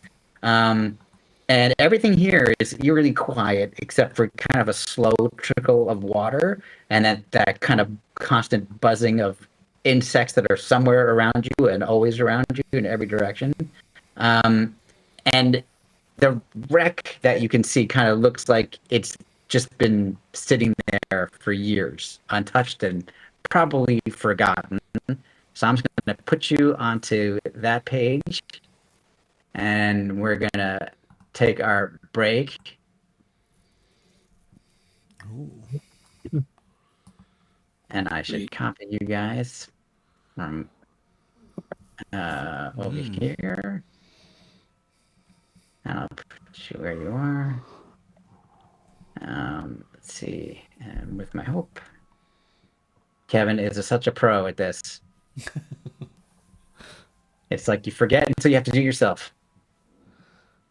There we are. All right. So you guys are going to be the bottom left. I'm going to move you all down there. That's where you're coming in from. Shift pin you all down here. So you're going to be coming in from there, and then the cart. Oh, I don't need the dictionary. Trying to pin. Dictionary? Yeah, is it I'm like, it suddenly brought up a dictionary. I'm just going. Okay, so you can see that's the card out in the middle of the water. Yeah. So I'll leave you to ponder what the hell might have gone on here. As we take our break, let's do a 10-minute. So we'll come back. What for me and Graham is 10-10. Yeah. And for Andrew, that's going to be 5-10. 5-10. Yes, I keep going forwards instead of backwards. Okay, great. So Carl, you're mountain, or no? You can You're also central. just trust me to know when 10 minutes from now is. I'm not. Yes. Well, yeah. I mean, I should. All right. So I'll see you guys in 10 minutes. All right. Okay.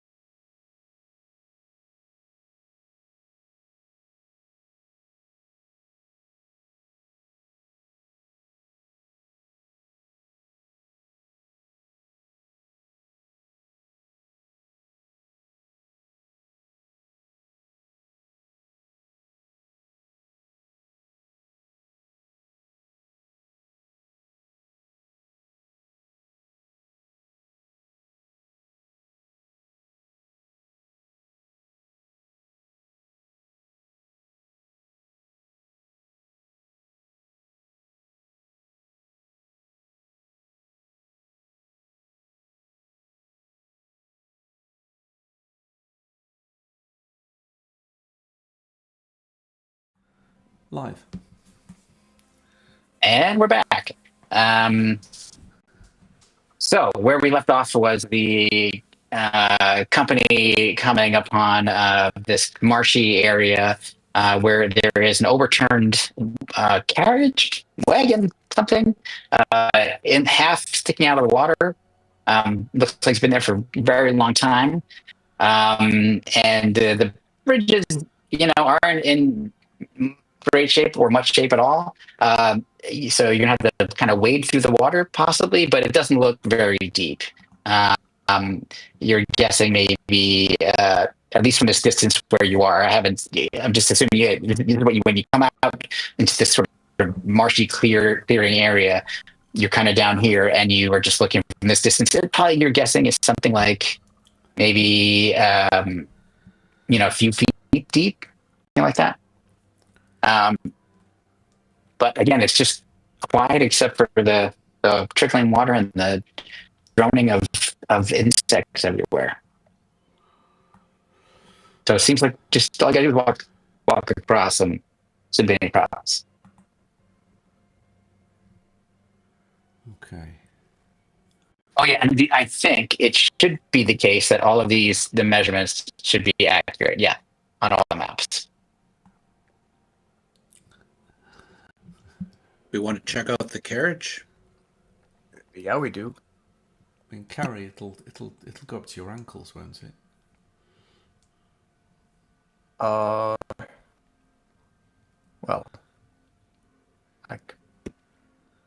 that's a fair point.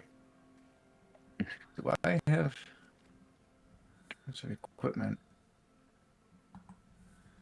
I mean, I'm in leather armor. I could probably swim. Well, it's only a I few mean, I feet would say you definitely, even in deeper water, would be much better off than somebody in metal armor. But yeah, it's like Dave said, it doesn't look very deep. It's definitely a marsh. It's not even really a pond, really even. Don't look at the lights. You do hear that in your heads, everybody. I would have spent it fear if I thought of it first. All right, who wants to do something? I'm sorry, Dave. That's right. Yeah, let's go across. Yeah. All right, who's going first?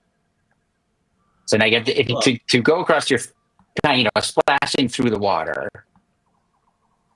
Okay, so Carl, you get there. You're checking out the overturned carriage. Yeah, it's obviously because of the fact that it's been lying on its side in water for quite some time. All the wood is completely warped.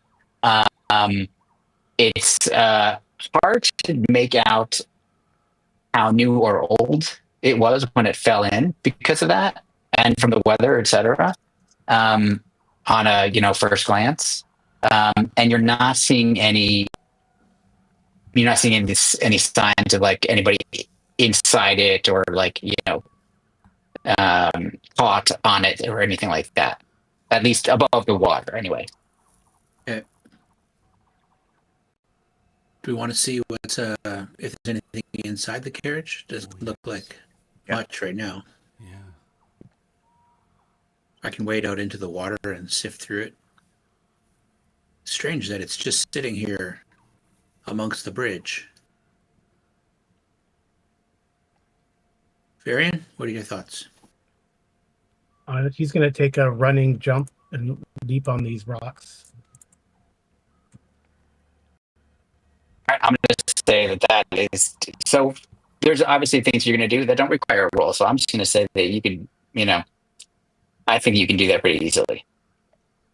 Okay. If there's archer shooting at you while you're doing it. But with that running jump, I think that you could definitely do that. This might All right, so you get there. That's 8 feet. Shit. Yeah. A cat can do that. A regular cat can do that. A regular cat, exactly. Is there anything on the other side? I'll just cover them while they're sifting through, just in case. Yes. Okay. That's a good idea. Give me an instinct check or something else if you have a case for it. Okay. Instinct seems. Oh, I don't have my chat open. Nope. Oh, okay. So you get a hope. That's right. Nice. You get a hope.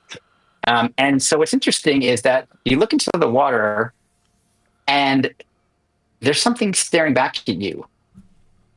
Kind of would remind you of from the Two Towers and Frodo stares into the yeah.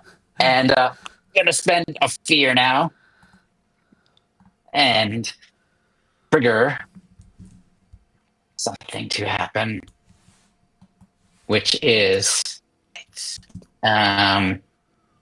so suddenly all around something just burst up from the water, like boom, instantaneously, almost like once you looked at it, it became aware of you. And it is, let me move them onto the open layer. A dozen rotting corpses that they're groaning, clearly with hunger. Their jaws are like stomping and gnashing, and they're going to. This is an ambush, which immediately gives me to fear. It's special. So there's, in addition to adversaries, there are environments, and environments have different things about them, and they can do different things. In this case, an ambush gives me to fear and allows me to make an attack. So that's what I'm going to do. And here's how it works. These things are going to kind of converge on some of you. And these are not like slow-moving zombies. These are like the fast-moving kind. Like, I can't remember. I feel like 28 days later, maybe we had fast ones. I don't know. But they all kind of rush up.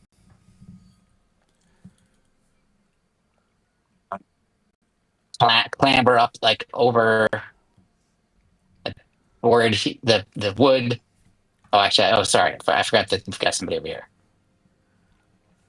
Marlo. Sorry, Marlo, you're left out on this one. But only two of them get up there. Oh, okay. Come on. So they run. Now, here's how it works. So when I make rolls, I do not use 2d12. I use a d20. So actually, the way it works out is generally more likely that you score hits than I do. The way this is going to work is going to be, I'm going to be attacking you in groups. So there's going to be two on Marlowe. So this is going to be, a 12, and the score that I'm trying to meet or beat is your evasion. So does a 12? It does. My evasion is 10. All right. So these things rush up, and let me tell you how much damage they do. There is a great online web app people should know about called Fresh Cut Grass, if you don't know about it already, and it's got all you can build encounters, Daggerheart encounters for free, and like literally you can track everything. It's great. So they rush up, and yes, go ahead. No, so just so I know how it works. Do I get any sort of reaction, or is it purely based on my evasion? It's based only on your evasion. However, once I tell you the damage, which in this case is going to be 4 total damage, right? You look at your thresholds. Okay, so I'm going to actually pull up your character so we can actually look at so I can tell you exactly where it is. And this is what you're going to be comparing the damage I do to.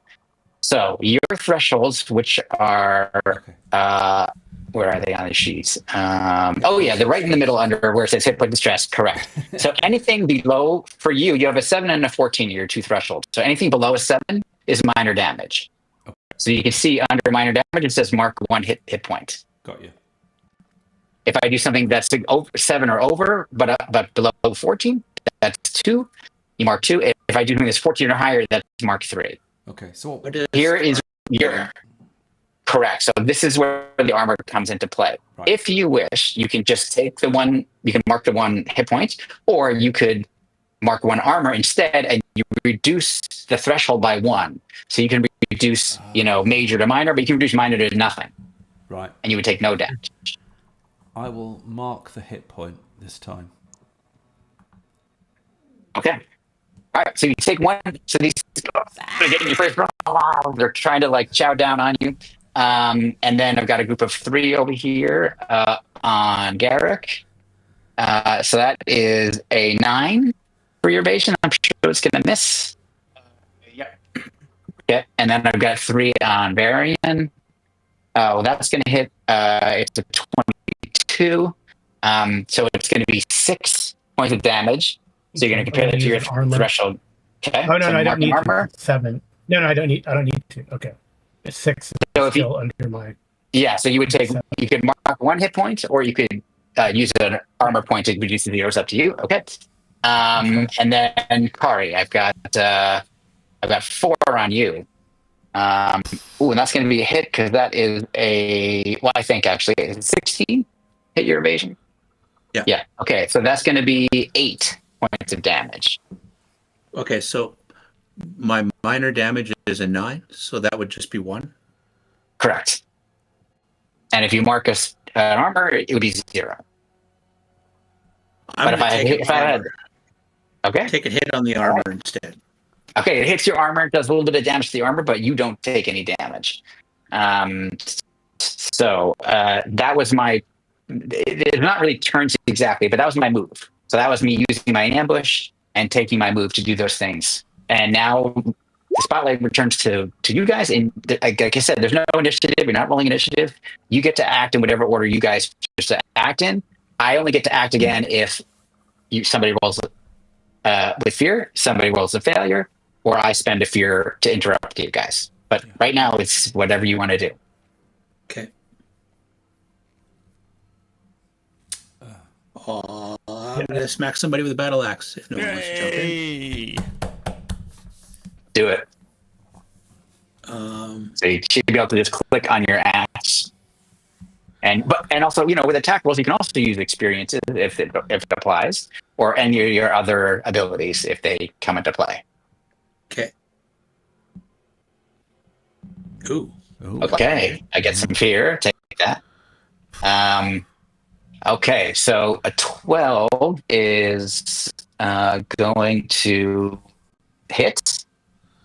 Now you're going to roll damage. And how do you roll damage? So next to the weapon to the right of it? Correct. And the way that it works, go ahead and make the roll. So 7 damage. Okay, cool. So you say 7 damage. Now, as you go up in level, what you obviously we know about proficiency in 5e. There is a proficiency in this game, but it's very different. What proficiency does in this game is that when you increase your proficiency, that increases the number of damage dice you roll.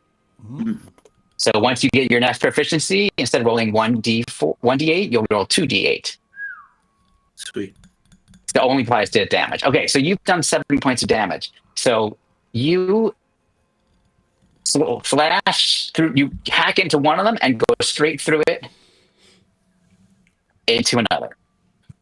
Now, mechanically, does that benefit me in the combat? Like taking out one of these adversaries, does it make it less likely for them to hit, or less likely for them to do damage? Or yeah, that is a great point to explain what's happening here. So, very much like fourth edition D&D, all of the adversaries have a type.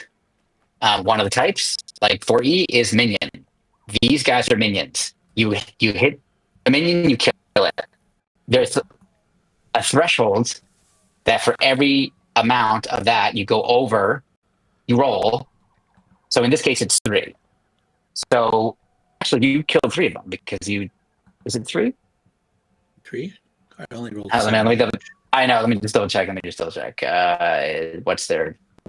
Oh yes, 3 is 3. Yes. So here's how it works. So you automatically, if you hit one, you've killed it. Then You divide your damage roll by a number that's on that adversary sheet. So these zombies, their threshold number, their minion number is 3. So 7 divided by 3 is 2. I did it right the first time. Is 2. Oh no, 2 more. Sorry, 2 more. So you killed 2 more. So you killed 3 total. The first one, and then the overflow of 2. Wow. Wow. So now the way that it works mechanically, the other way is that when I attack you, I'm using the same attack roll, but each minion, when a group of minions attack, they each do a certain static number. So in this case, these guys are doing 2 each. So that right now there's 3 on Varian. They would do 6 if they hit one attack roll, 6 damage. So now you've only got technically 1 on you. So 1 attack roll for 2 points. If it hits. Okay, that makes sense. If it hits, yeah. And the other thing to know is that when you are taking an action like this, making a roll, you also can always move up to 30 feet if you want to. And there's no attacks of opportunity except in very rare cases, one of which is the warrior class. So if I wanted to move to aid somebody or help somebody else out, I could. You can. Move, you wish. move to here or something. Yes, totally. So you kind of like track through 3 of them, clearing a space, and then you definitely get there, and you kind of rush around and you come up upon these 2 other guys. Now you did roll with fear though, so I get to go. So I'm going to let's see. I'm going to just, these guys are not very smart, so this one's going to just go around Garrett. So I'm going to have, now here's, so I can only spotlight 1 adversary with my free move because you rolled the fear. But these guys are minions, so this group is going to count as 1. So I'm going to get an attack roll on Varian. That is 12. Does that hit your evasion, Carl? No, it does not. Okay, Yeah, so my untouchable's already in there, right? I think so. It's 13. It says. Yeah. Okay. Cool. And, and then I'm going to spend a fear. I'm allowed to spend a fear to spotlight other adversaries. So I'm going to do the 4 on Garrick. 14. I think that hits yes, Garrick. Okay. So that's 8 points of damage, and then you look at your threshold. So my threshold, yeah, that would get over my minor, so that's my major. Right. So if you mark it, you can only mark 1 armor if you want to do that, but it will take it down to minor if you do so, which means you would mark 1 hit point of damage. If you don't want to do that, you mark 2 hit points of damage. Sure. And keep the armor. I'll mark down an armor. Sorry, Garrick. Maybe I should have moved. Here's where it's going to actually be helpful to another member of your party. As you come up behind, I'm spending another fear, just spent another fear, to highlight my last adversary group. There may be a case to be made that I could do all of these guys, but because I said I'm putting them in groups on purpose, and I think this is the right way to rule this. So that's why I spent the second fear to go again. But these 2 zombies over here, now they turn as Kari comes rushing up, and they're going to attack Kari instead of Marlowe.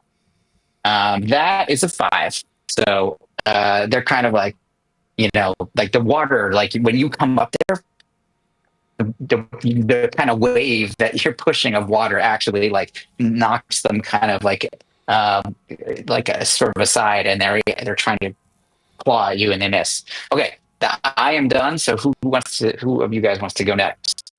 In an ideal world, go right ahead. So if I had rolled a fear, you wouldn't have been able to attack?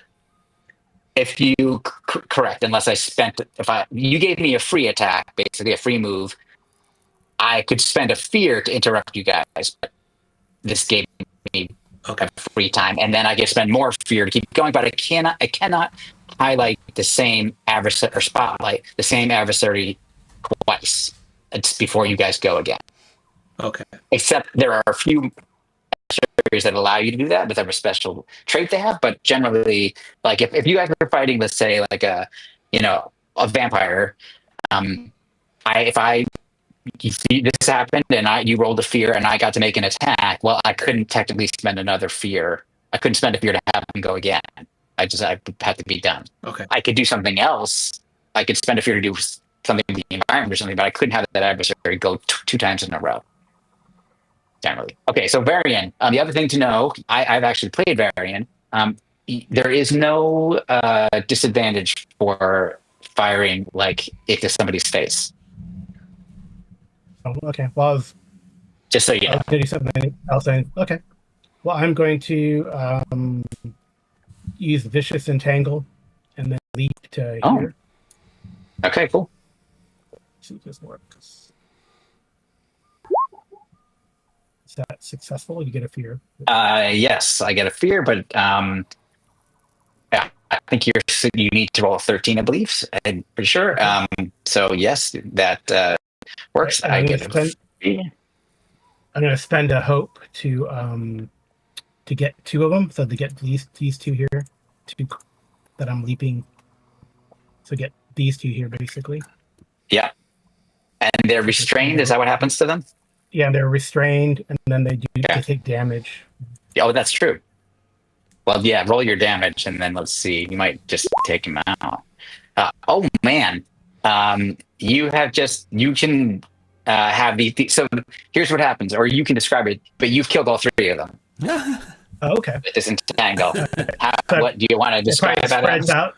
Yeah, all the algae and weeds and stuff that's underneath the water just kind of comes up and just kind of cuts through them, starting with the middle one. Okay, still cool. leap over. And yeah. I think it wasn't. Do I have to spend it? Still spend that hope. What was one.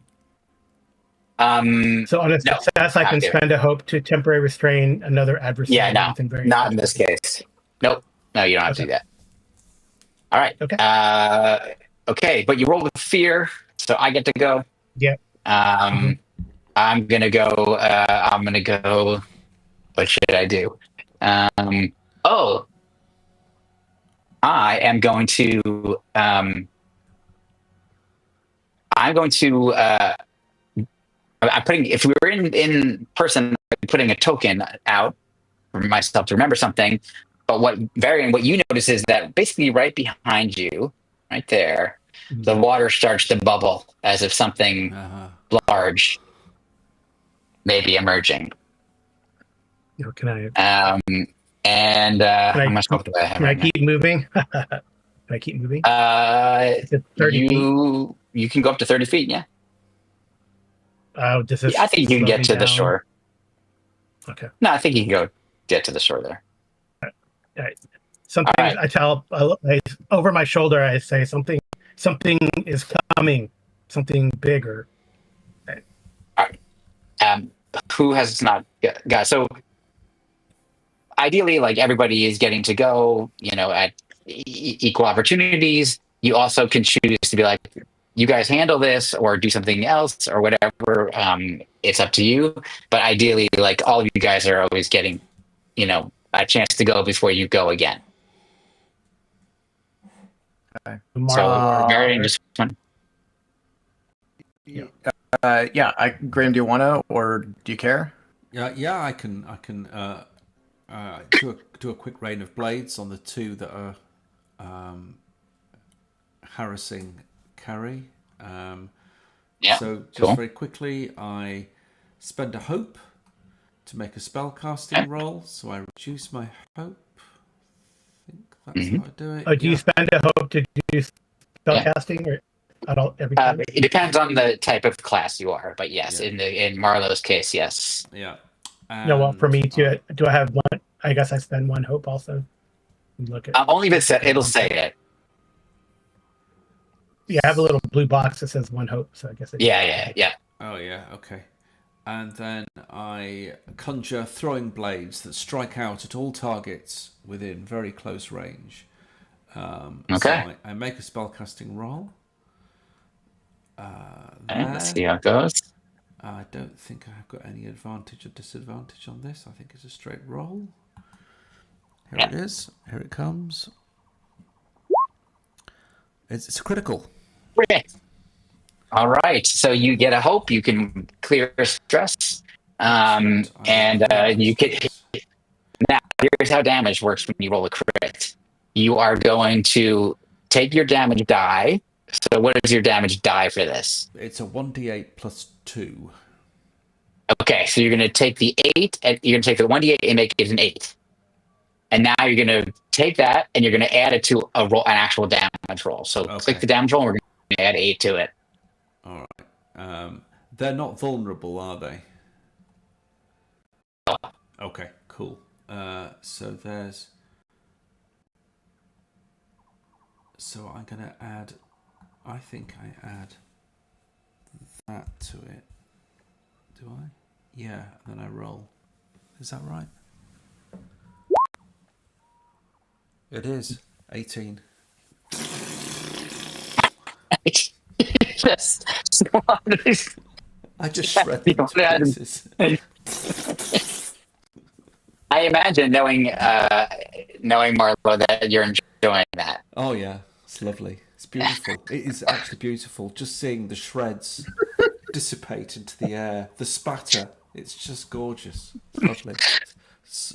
Sorry, Carrie. There's bits all over the place, but.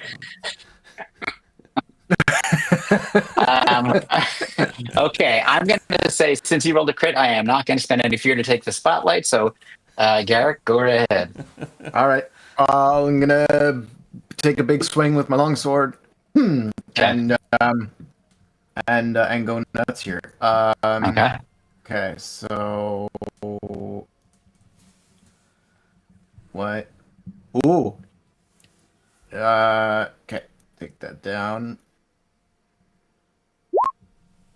Oh, you get a hope. Oh, nice. And that's a hit, though, actually, even though it's a 10. These things are slow. All right. So you're going to roll some damage. Okay. It's okay. So +4, and then okay. Okay, so you're going to do 3 total. So we'll just pick these 3 guys. So you just flash through and taking 3 down at once, leaving 1 remaining near you. But still that bubbling happening down here. Would you like to stay where you are? Move? I'll stay where I am. I've got one more to deal with. So That's the one that Okay. that's the one I didn't kill, and we both hit 3 and left that same one. It's like, I'm the luckiest zombie alive. why were you for a Okay. zombie? All right. That is funny when that happens.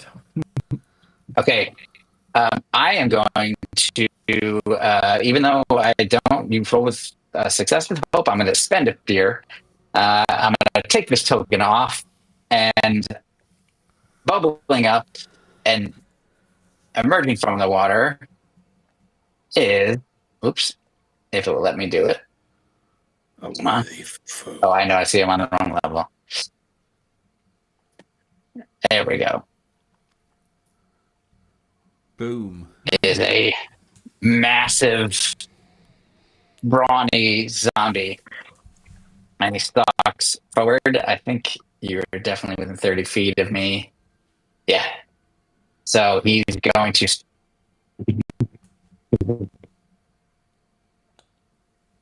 up to Varian, and he is going to try to slam you. So here we go. Come on. I rolled a 9. I'm assuming that's a miss because you have a 13. Yep. Okay. That's that. Okay. Damn it. I'm going to spend another spear. And the only one I can spotlight is this guy here. So he started to back off Garrick because he just took out 3 other ones. I mean, they're not very smart, but like, they've got an instinct. But then when it glances back at the direction it's about to run, it sees this giant beast of a zombie, and it turns back around and it gives this kind of sneer with what's left of its face, and it will attack you. It's gonna do 21 to hit, so it's gonna hit you, but he only does 2 points to you, so it's gonna be a minor damage for you. So you would mark 1 or mark an armor, up to you. Hey, wait, I gotta. When an ally within very close range would take damage, you can mark a stress to stand in their way and make yourself the target instead of the attack. Yep. Okay. Sweet. I'm a shield. All right, awesome. All right. What does it look like, Dave? As this thing turns back around to like chomp down onto Garrick? I think Kari's like, she's like, oh wow, this big monster, and then she looks over and this one's gonna like bite Garrick while we're all looking at the big one, and she's like, no, not him, and she kind of like just pushes it and gets it to miss, and that puts her out of position and stresses her out of it. But Nice. All right. So it's still there, but so Dave, you took the 2, which is minor for you unless you mark an armor. And then I have no more adversaries, and I'm got nothing else. I'm spending this on. I would like. So, yep. I would like to go so I can fall back to the group, especially in light of Kari's ability. call. So I can move first, right? Yep. Okay, so I'm going to move to here, Okay. and then I'm going to spend a hope to make this my ranger focus and take a shot at it. Yeah. Cool. I guess I hit focused. Is that right? I think you have to make an attack first. I think you have to succeed in an attack. Yeah. That hits, Okay. and you get a hope. Do some damage. I get my hope back. So, all right, until the future, I think when I do damage them, they also get stress damage too. So, Oh, okay. So I'm more distress. Here we go. if I do damage, it's Oh, short. well, you're definitely doing damage. They don't have armor. 6. Okay, 6. So that is a minor wound for him. So he takes 1 actual hit point. It's a hit point though, and a stress. This is a big beefy brute. Okay, who would? And that was Hope with a successful Hope. Who wants to go next? Me, please. I'll go next. Oh, you want to go? Yeah, I want to unleash chaos upon him. Let's By all means. let's soften it up. Soften it up with rain. There's a sort of a I just don't want it. primal crackling glow that aura-like surrounds Marlowe, and she has that look in her eye of sort of ecstatic delight as there's a welling of power within her which suddenly sort of bubbles up and then is launched towards this hulking giant. I make a spellcasting roll against a target within far range. I've got 2 tokens. I suppose I'll spend both just for a laugh. So I do the spellcasting roll first, I think.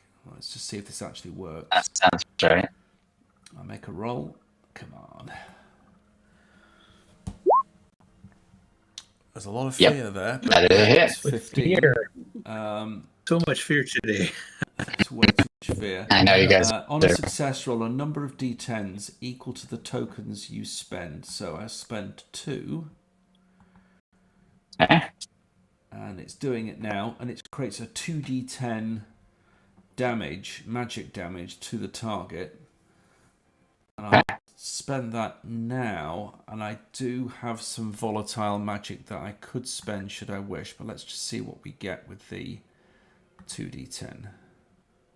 Okay. Here it comes. Nice. 14. That's All not right, bad. so that is major. Yeah, that's major damage for him. Okay. What does it look like? He's still up, but what does it look like when it hits him? Basically, there's like almost an electric discharge that just sort of smashes out of her, and it just strikes him sort of midriff from her own essence. Awesome. And I think this thing it's like 12 compulsions. I'm going to use the fact that you gave me some fear to take an action, which is I'm going to put another token on him. So the way that this works is that he is slow. This my big giant zombie. So whenever I spotlight him, like whenever I get a chance to do something, I have to first put one token on him, and then the next time I spotlight him, I'm allowed to do something. Okay. So that's what keeps him slow.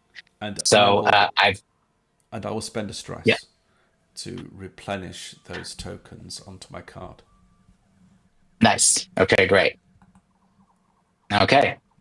So you feel refreshed with magical energy. And now, who wants to go next? Kari, Dave? Sure. Or who wants to go? Who would like to go next? I'll jump in. So Kari's going to run up the cliff or the ground here and attack it with her axe. All right. Nice. This thing is like lumbering over you, and it kind of like watches you come closer, almost like it's like, not even worried. This time I'm going to use the I'm not afraid of anything experience. Awesome. Okay, yeah, that's great. Burn a hope and get +2 to my roll. Yeah. Holy wow. Maybe I didn't need to roll an extra 2, but that's right. It was fun. That's amazing. Okay. Roll some damage. Yeah, I'll roll some damage. Is there any bonus in rolling very, very, very high? Only yes, but not mechanically. So it's it is suggested that you kind of like have a sliding scale of like the outcome. So it's a little bit harder to do that in a combat situation. But it definitely works when you're doing other things. For sure. But yeah, you totally. But there are things that could cause him to have a much higher, like a situational factor that gives him a much higher evasion for some reason, and you just need to roll that high. But he takes once again major damage. He is more than halfway down already. You did roll with fear though, so I'm going to use my token, and he is going to look down at you and try to slam. It's 2 giant fists down on you. All right. Yeah, that's the reason why. Oh, that's a pretty good roll. That is a 21. Yeah, that hits. All right. And this is going to be 14 points of damage. Okay. What is that? Your major for you or severe? That is major is 17. No. 9 and 17 are the 2 numbers. So that's a major, right? That would be a major, correct? Yeah. So, but I have 2 armor slots I could still use, so I could take no points of damage and take 2 more hits. So you can only spend 1 armor at a time. Okay. Maximum. So you can reduce it by 1 level, and you would take 1 hit point. Except that I have damage. Iron Will. When you take physical damage, you can mark an additional armor slot to reduce the severity. There you go. Okay, awesome. So normally That's it would be great. 1, but because of Iron Will, I can go 2. Yeah, that accepts. Yes. Yeah, that's cool. It's that That's cool. Okay. Giantkin thing. Is that a class? Is that a class feature or a ancestry? Subclass? Nice. It Sweet. says subclass feature. Yeah, nice. Yeah. Okay, cool. But what it's going to do is a reaction, which is it's going to mark a stress. Because when I make a successful attack, I can mark a stress to temporarily restrain the target and force you to take 2 stress. Oh, this does feel a little bit 4E, actually. It's got a bit of that in it. It's kind of All right, what? 2 more stress. A little bit what? Bit What is 4E. that, Graham? A little bit 4E in the way it plays. Yeah. It's Well, quite fantasy nice. fantasy craft has some of this kind of stuff too. Yeah. Yeah. And Pathfinder too. Well, Pathfinder 2 is a lot of 4. Cool. It's definitely a bunch of stuff. So you're restrained currently, Kari, which means that like you can't. He got you, and what you're worried about is that he's probably going to try to like rend you apart. And if he were to do that, he would do direct damage. So there's 3 kinds of damage in the game: physical damage and magical damage. Those are the 2 basic ones that happen most of the time, and there's no acid, fire, but none of that. Just physical, or it's magic. The 3rd, much rarer kind, is called direct damage, and that kind of damage cannot be blocked by armor. Okay. So, luckily for you, though, I have to mark a token on him first before I get to then. The next time I spotlight him, get to try to do that, and he can only do that while you are restrained. So I can try to break free, hopefully. Correct. Yeah. All right. So that was Gareth. You haven't gone in a bit. Yeah. I will take care of. I got to wrap things up here before I can be too useful with the big guy. You kind of do. You kind of don't. Actually, he doesn't take attacks opportunities because he's not a warrior. So you could just say, "Screw it, I'll leave me alone." Oh, that's a good point. Yeah, I could just run over here and try to free. Free and carry up. Okay. Leave him for Varian to clean up. Yeah. That's a good idea. George, I guess I would probably have a choice here, right? I can either try to attack the big zombie to try to get him to let go on his own, Correct. Or I assume that I could like try to like pull Carrie out, or some sort of physical interaction. Correct. So okay. Given my strength isn't super good, maybe I'll try to hack at him. Maybe that's probably the most straightforward. I mean, it's definitely more than bloodied. I think and what I'd like to do, actually, okay. My reading of the books suggests I could do a couple things, but so I've hit them hard because I think I'm pretty motivated to come in here charging and swinging. Yeah, it's an experience. Would I also be able to use a feature in addition to an experience? Yeah. Okay. So because I've got a bunch of hope here, I'd like to spend. Absolutely. I have no mercy. Spend 3 hope to gain +1 to your attack rolls until your next rest. So, wow, that seems fun. Yeah, that's awesome. That lasts until the next rest. Yeah, until your next rest. That's pretty cool. Okay, so it'll be a +3 in total to roll. Here we go. Nice. Okay, get a hope back. Nice. And you hit him. You have to. Nice. You got to say it like Crease though. No mercy. No mercy. All right. I should also spend those hope. So that. Okay. That's cool. Yeah, and then the damage. Yeah, but don't forget, you spent 3, but then you got 1 back, so you actually only effectively spent 2. Right. Because I got 1. Okay. Yeah. And that's just +1 to the attack roll, not the. And the experience doesn't apply to the damage; it's just the attack, right? Correct. And I just, for everybody's clarification too, if for some reason 2 of your experiences made sense for a situation, you can spend 2 hope to use 2 experiences and get a +4. You can basically do anything. It's the hope as your meta currency that is restricting you. So I would have had to use a hope to use experience. Yes. And another hope to use, or actually, I don't have to use a hope to use No Mercy because it says 3 hopes, so that would override, I assume. So, okay, so I would actually only have 1 hope. Yeah. So basically, you would have spent 3 hopes for that, and then you would have spent 1 hope for the experience, and then you would have gotten that 1 back. So you would have spent 3 total. Yes. You spend hope on damage? You cannot spend hope on damage, unfortunately. Okay, no, just curious. Yeah.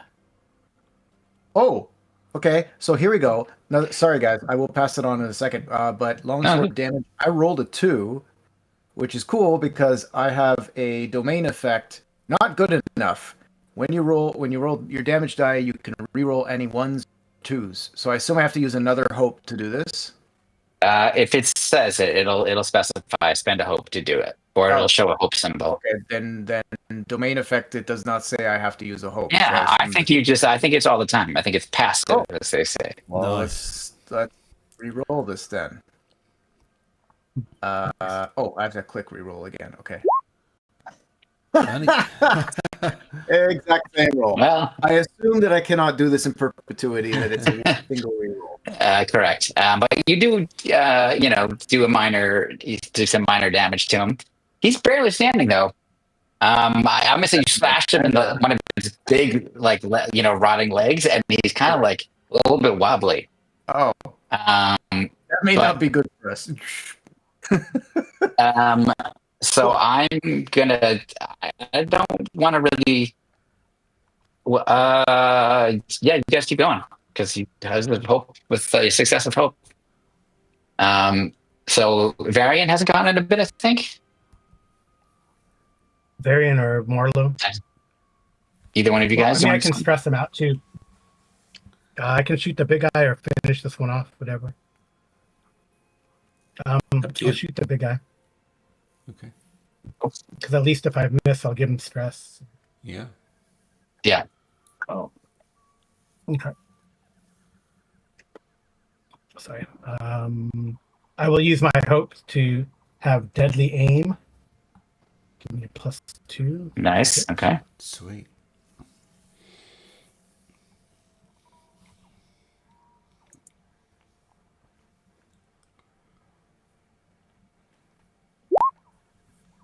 Oh, okay. You do hit. You do hit. Yeah. So you hit him in the neck, do some damage. Yep. So he takes a stress too. Oh, that's right. It takes the He's got stress. focus. Yeah. Yeah. Now, so the thing about stress is it's not and it's at 9 points. Oh, it's a major. Okay. Yeah. Okay. So 2 things. Number 1, you've killed him. But I describe the kill, and then I'll tell you about some of the rules. Go. What happens? So I like that. Like I shoot him in the neck as he's about to chomp down on Kari. I hope and tear him to shreds. So shoot him in the neck, kind of jerks its head back, and it starts to collapse. Okay. Nice. Okay, and I'm gonna say because you roll with fear, it's falling on Garrick and Kari. So the 2 of you need to make reaction rolls to get out of the way. Nice. Yeah. That's great. Yeah, it jerks its head back, and the momentum. So like an agility. Yeah. Yeah, and agility, it reminds me of the cave ogre scene in Fellowship when it's yeah. All right, so this hope and fear doesn't matter. Oh man. Okay, so Garrick has failed, but Kara, you haven't dodged out of the way. So Garrick, you're going to take some damage from it landing on you. Ugh, 1 damage. So it's to be minor. No. You can apply armor, but you can use an armor to get rid of it if you want to. Oh, and to just ignore it completely. Correct. All right. You can either ignore completely or mark one hit point damage. So the little mechanics I wanted to mention to you is that so you wound up killing it, but you also gave it a stress, which only left it with 1 stress left. And so as you're noticing, it's not just vitality like we find it in a lot of other games. Stress is something you can use to do things, just like Dave did to me, and I then did back to Dave. Like, it is not just like a value of like how exhausted you are. It is also a resource to be used. So when you are doing stress damage, that could severely curtail the abilities of a creature. And this thing was, huge. And I'll just tell you that Dave had gotten the chance to rend you on its next turn, which I was about to take. I would get to make my attack with advantage, which for me, instead of getting a D6 like you guys get, I just do like typical 5e advantage, roll 2d20s and take the higher. And on a success, I do the direct damage. And his damage roll was a 1d12 plus 3.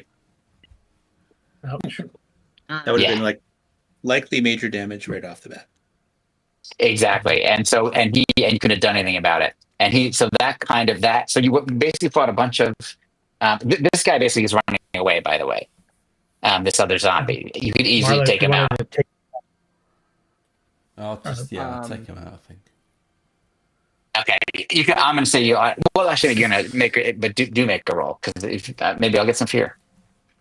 Okay, I'm going to use my tools. Maybe Marla will get hope. Now, maybe we're looking up. or could be critical and clear stress. Yay. Yeah, you hit him. And he's a minion, so you've killed them even just from hitting him. So you fought a bunch of minions, and then you fought what this other type was the bruiser. All right, yeah. There's also I had meant to bring it up on my so I have this other subclass ability, Courage, or Call of the Brave it's called. When I fail a roll with fear, which I just did on that agility check, you gain a hope. Oh, That's kind of cool. Yeah. Okay, so make sure you mark a Nice. That's, yeah. Okay. Yeah. Failure a little. How do you clear stress? Okay, so that is a great question. The main way to do it, other than rolling critical, is to take a rest. There are two kinds of rests, just like in 5e, short and long. They do different things, but it's a little bit more interesting than 5e. Let me just get my screen that I've manufactured here. So with a short rest, you can do two things out of this list. Right. You can clear 1d4 plus your tier, which is 1, of hit points. You can clear 1d4 plus your tier of stress. You can 1d4 plus 1 of repairing your armor. You can gain 1 hope, or if you do that with other party members, each of those people gets 2 hope. Or you can work on a long-term project, which is another thing we won't worry about for now. But you get to do 2 of these things on a short rest. Right. So wound, stress, armor, or prepare, it's called, for getting that hope. Now, that's a 1 hour short rest. Okay. On a long rest, it's a similar thing, except instead of rolling, you're doing all of them. So clear all hit points, clear all stress, repair all armor, etc. on a long rest. Oh, okay. And you get to pick 2. Right. Nice. Okay. So if you'd like to take a short rest, you could do that now, and you could get back 1d4 plus 1. I'm kind of okay. Stress if that's one of your choices. Okay. Yes, there's definitely. You want to do that, Carl? I was going to do the get my wound back, get my hit point back. So again, here's the things that you can do, because some of you might not have things you need to do anything about, but you could 1d4 plus 1 on hit points, stress, armor, or you could get hope. Either 1 or 2, depending on if you're doing it by alone or with somebody with other party members, and you can do 2 of those 4 things. Okay. We're doing. And in fact, you could pick the same thing twice. Oh, okay. Well, if I hang out with Garrick to if he can get his points back, then I can also get hope back too. I guess that's how that works. Yeah, if two of you want to do that, yeah. Yeah. If at least, or I should say at least two. At least two. Yours with stress and armor? We just pair up. I cleared my armor and my stress, so. Oh, nice. Okay. Yeah, I'd like to get at least a hope back if that's possible. Anybody doing a prepare as one of their two options for their short rest? I think Kari was doing repair. Yeah, Kari did this armor. Yeah, repaired armor and cleared your stress, right, Dave? Yeah. Yeah. So see, you're working on her armor because it took a beating in that fight. She took 4 points of armor damage. Oh, really? Wow. Yeah. Wow. I'd probably repair armor. I used up half my slots, so. Okay. So a D4 plus 1, you'll be able to clear up that. We just get one hope, right? One hope if you are the only one. One hope and then yeah, it's two if it's more than two of you.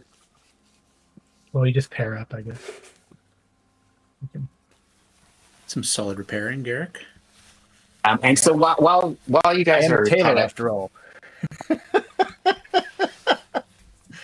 I think while you guys are all sort of in this hour taking your rest and doing all this work, the Baron walks up and he's like, "Well, that was easier than I thought it would be. Are we going to be leaving anytime soon? Those people, I hesitate to call them people. Those ones on the other side of the bridge. It seemed like you knew them. Are they friends of yours?"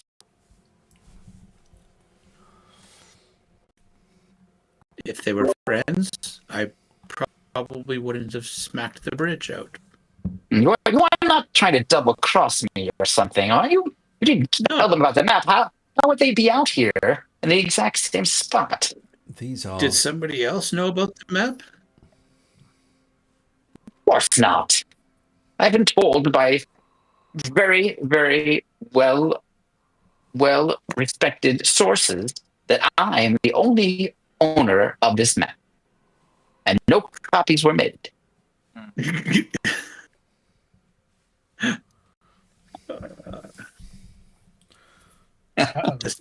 This guy's already top 4 NPCs I don't like.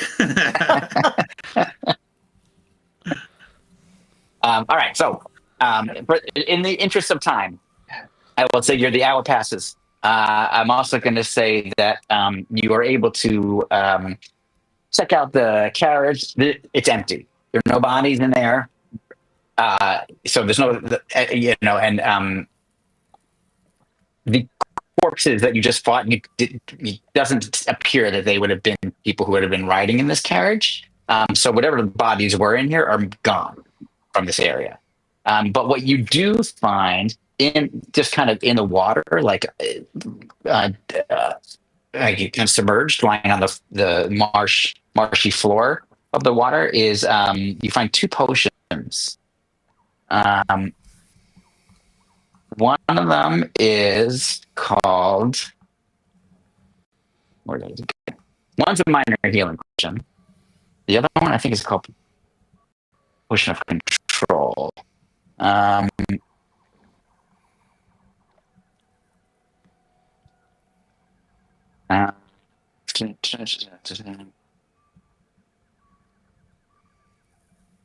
Well, either way, you do, and I think some of you actually might already have.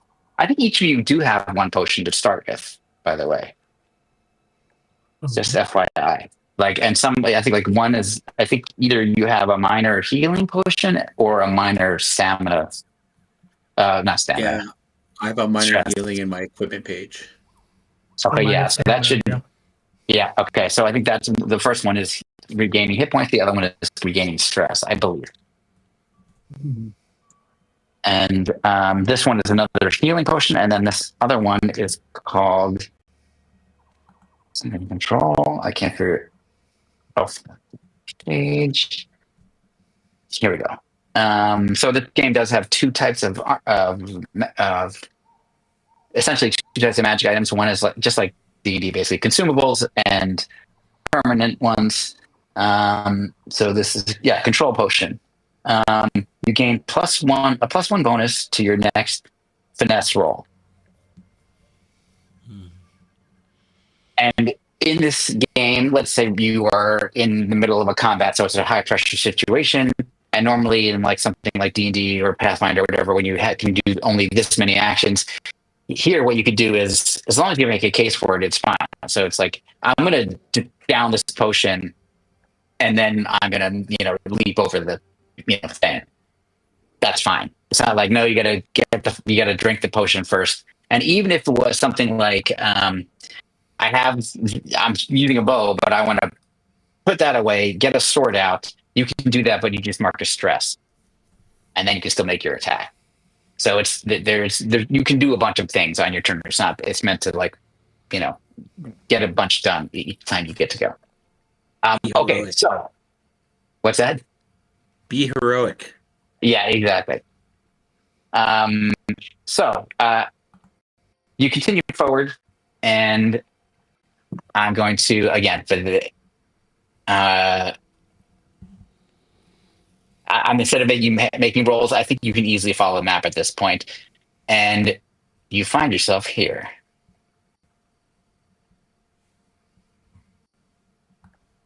Ooh, the temple. Yes, you have the city where this temple was built. You have found its ruins. Traveling through its ruins, it is just obliterated, and these were massive structures. I mean, the amount of power that it would have taken to destroy these things. I mean, whether that was siege engines or some kind of magic. I'm going to say, Marlo, based on the rolls you've already made, sensing magic, you are definitely picking up that source of magic, of this kind of death magic, is here. Like this is you are reaching the center of where this magic is emanating from.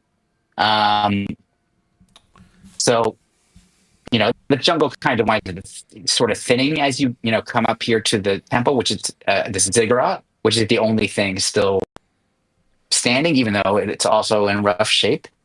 But it's this kind of it just feels like a monolith of dark stone, battered and eroded by centuries of rain and wind. More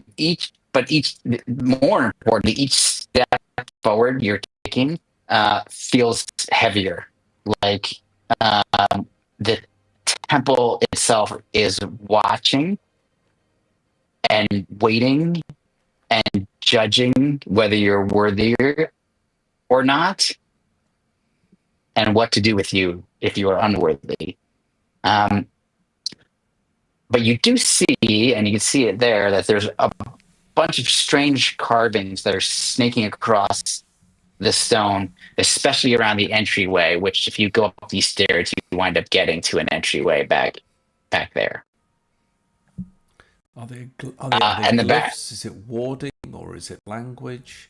To you, it looks like some kind of, they're glyphs, but they're kind of like there's some kind of writing, like a cuneiform or some kind of writing system, but they're not they're pictographs basically. So they are. There is something to be read there. They're not just images. Right. You'd have to step up closer to actually be able to attempt to figure out what they might mean. Cautiously will do so. Okay. Follow. Oh, I forgot. The other great thing about you guys taking a short rest is I get fear. Mhm. I get 1d4 plus 1. I got a d4 plus 1 of fear. I watch him get a 4. I did not get a 4. I gotta grab you guys and bring you over too. Where did I leave you? Here. The bridge? No, no at the yeah. Bridge. Yeah. Okay.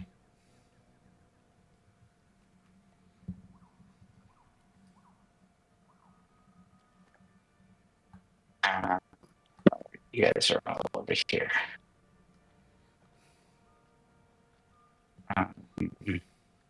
Just down. Okay. All right. So I'm getting some here. I didn't roll for it. I rolled a 3, but I got a +1. Okay. Maybe that's why you're, sensing this weight on you. But okay, Marlo, you are up close. You can attempt. Well, what is it that you want to do? I guess I should ask you. To see if I could decipher, because I'm well read as a lawborn. Oh, right. I don't know whether it applies or not, but I am well read, and I have advantage on roles that involve history, culture, politics of a prominent place or person. So maybe there's something in my studies that tells me something about these pictograms, these glyph-like forms. Yeah, I definitely think that could be the case. So I think it'd be knowledge with advantage. Yep. When you click advantage, it'll put a D6 on there, and you can make a roll. Okay, there it is. It does as well.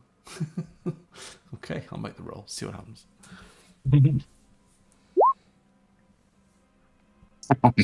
Oh man, would be all right. But that isn't. Yeah, but it's a good. But the roll is good. Yeah. So it is a success. So you kind of have to just, like you said, decipher the meaning. It's not like you're reading text. No. It's like it's telling us a story. And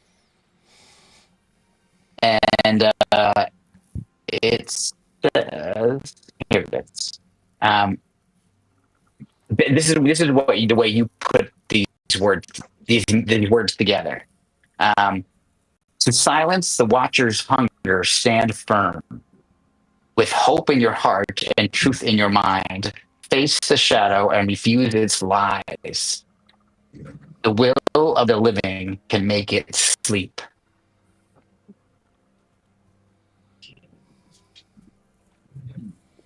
I'll relay that and say we just need to be strong of heart. And I can, if you ever need to know it again, I can, I will. Well, I can just probably copy it. Hold on a quick second. I'll just stick it in the chat here. That way you'll just have it. And you would guess that maybe at some point, like in its original language, maybe it rhymed. Like it definitely seems to be written in a way that kind of suggests that, based on your particular expertise in knowing these things. Mm-hmm. So let me put that chat. There you go. Thank you. All right, and then you did roll with fear. Oh yeah, so that's when you guys have all kind of been watching as Marlo went up there and looked at it, and this took you a few minutes. And that's when you kind of turn back to the group and you see past the group to the Baron. Except you don't see the Baron. You only see Semek the porter. And he's standing there and he's not doing anything. He's just sort of like looking around like cat. He seems, well, I was going to say casual, but that's not accurate. He's not happy to be in this location. He seems, he is a sniveling guy to begin with, but he's kind of like looking around a little bit in fear. But he's not like frantically looking for the Baron. Like Valbroso is just nowhere to be seen at the moment. I sort of look around. If he's not there, I'll say something like, "Where's the Baron?" You guys all realize that you did not see or hear him leave.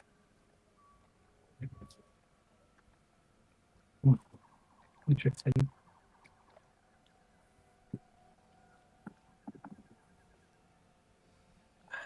The Lich King has returned. Where's? As oh, sorry, Dave, go ahead. Yeah, I was just going to say, Kari's going to ask the porter. It's like, well, where's the Baron? You've been talking nonstop to him the whole way here. Well, Baron von Rosso, I mean, well, you know, he didn't go. He didn't go. I mean, he did. He went somewhere to go. He went. Yeah, I think he had to relieve himself. He had to relieve himself. Sounds suspicious. Can we, like, try and figure out if he's telling the truth? Sure. Yeah. You can make. I mean, you can give me, you know, whatever kind of well you think would work. But I was thinking instinct. Yeah.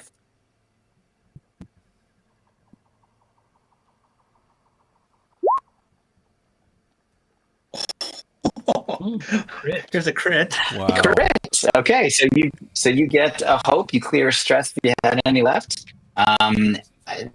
Okay.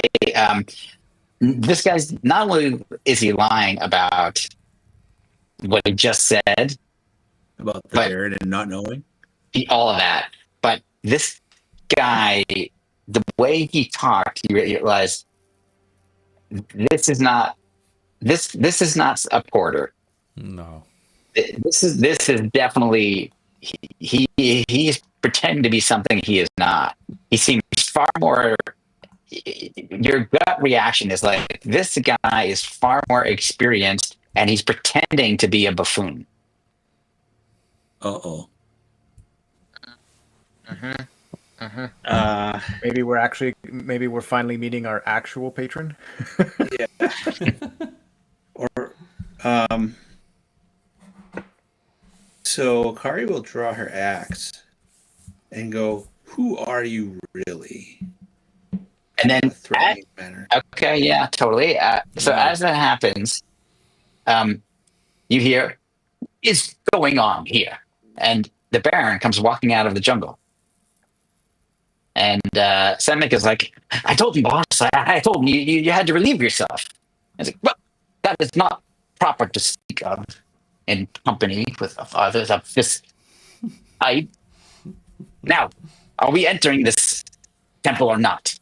First things first, this little worm isn't who he pretends to be, and I'll have the truth right now before we do anything else. How dare you command me to do it? I will have you exiled.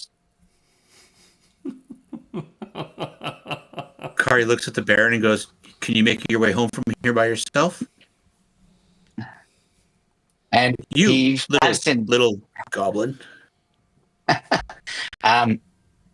Okay, Dave, I'd like you to make a presence Not the greatest roll. with these. Yeah, I was going to say, I'm not the greatest with these. Well, but Interpersonal Can I potentially help Harry? Oh, absolutely. It's a reaction roll. You could help him too, but it's not. We're not going to. You don't have to worry about hope or fear, Dave. It's just going to be a roll, and you can, if you want to spend a hope, Andrew, so you get a d6. Sure. Yeah. What do you think you're doing, Andrew, to kind of? Well, I forgot how helping. It's just. Are you like trying to help intimidate him? It's just you're basically just spending a hope and just saying what you're doing. Right. Yeah. Okay. I have a. If not, then I've got something else. I'll try. But I'll just look at them and probably twist my wrist on the grip of my longsword very loudly. Okay, awesome. Okay, great. And it kind of echoes through because like you're standing against all this stone. All right, Dave, you're definitely getting a d6. So go ahead and roll with advantage. Roll with advantage. Yeah. So if you click at the word see this says ADV or advantage, it'll drop a 6 in there. Look at that. Okay. Wow, that was really helpful. 25. That was so helpful. 6. Thank you, Andrew. Thank you very much. But don't worry. This is a reaction, so no, I don't get any fear. You see, so you are incredibly intimidating between the two of you, and you see Sanic and Baron Valbroso kind of look at each other, and there's some kind of silent communication path between them. And then the Baron turns to you and says, "All right, perhaps it is for you to know the truth. We are members of the Legion of the Grand Dragon. We have been sent to reclaim this relic. It is evil. It must be hidden or destroyed if we can. But our work must remain secret. That we can carry on what we are doing. You have proven yourselves worthy. If you wish, I would put a word in with the Legion. If you would wish to join us. But this conversation cannot leave this place, so if you do not agree to this, agree to remain silent, if you do not accept this offer, you will be watched. And if you reveal any of what we do or who we are, there will be severe consequences. But This all sounds pretty legit. Yeah, I won't even make you make a roll because you got that crit. Like, yeah, he suddenly seems more like more of a young Aragorn type suddenly. Okay, so his demeanor changes, but it all comes across as truthful and yeah. Okay. Yep, and he says, I'm concerned, especially about that other party of treasure hunters. I suspect they work for someone that we would not have this relic be obtained by. Well, hopefully I was looking behind him. Sorry, go ahead. Sorry. No, go ahead. He was just going to explain that he had gone back to check to see if they were following you guys. Oh, okay. Well, let's hurry forward. Marlo, have you made any progress? Kari puts her axe away. I think we can progress, but we just need to be mindful that there is something here, a shadow, that will attempt to lead us astray. We need to see through it. So be vigilant. And I'll mutter to Carrie, we are, of course, independent operatives. We don't work for no legion.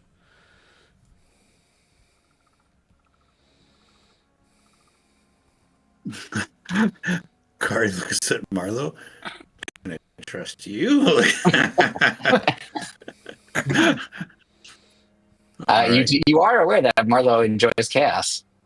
Yeah, Marlo's chaos mage.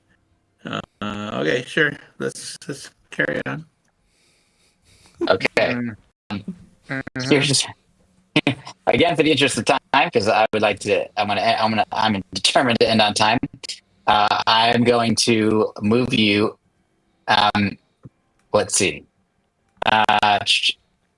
If you, I'm going to say you. I'm assuming you're willing to enter, and you're going to kind of proceed through a bunch of different halls.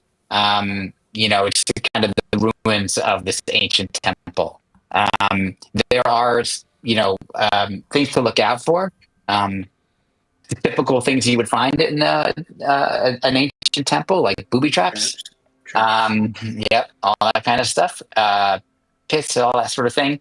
And you're able to sort of cautiously make your way around those things because you're taking your time. And ultimately, you find yourselves here.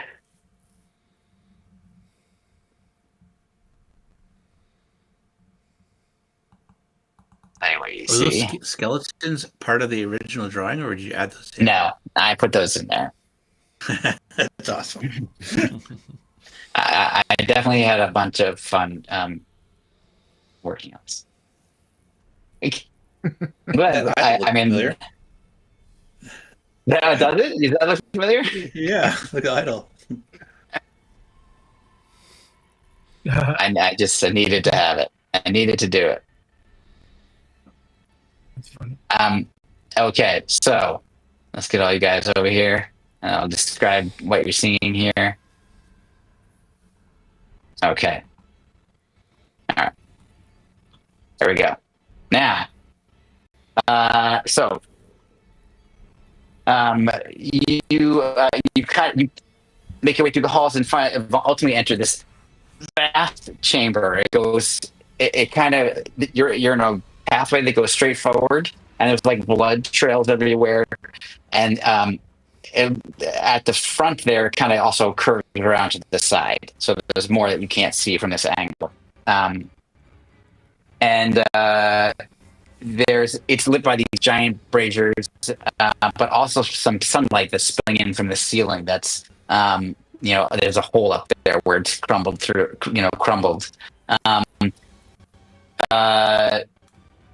And then you do see those piled bones that are kind of blocking the way up to the altar, the stone altar where the golden idol it's almost like it's staring at you. Like each one of you almost feel like it is looking right at you. But flanking it first of all, there's two skeletal archers. There's this woman in, might be an elf, you're not quite sure. She's got kind of war paint or some kind of makeup on, and she's wearing these feathered rags. If you were to guess, you would say she's some kind of witch doctor or shaman or something. And at the center, there's a man with this eye patch, resting his hand on the idol. And his lip is kind of curled into like the cold smile. And he's got a gravelly voice. And he looks like he's maybe, in his 60s or something like that. He definitely seems to be human. And he says, "Welcome. We've been waiting for you." And you get the sense that by we, he means everyone in the room, including the idol itself. Now, the last piece of information, as I spend a fear, is Garrick. Something is very wrong, because recognize that guy with the eye patch. That's from a former life. He's your grandfather. Oh, Who was long thought dead. He was a soldier and went off to fight a war, and he never returned. And that was something around 30 years ago. oh boy. Well, Yes. I guess that's that mystery solved. Cool. Hi, Pep. And so he says, I see you brought friends to join our faith of fear.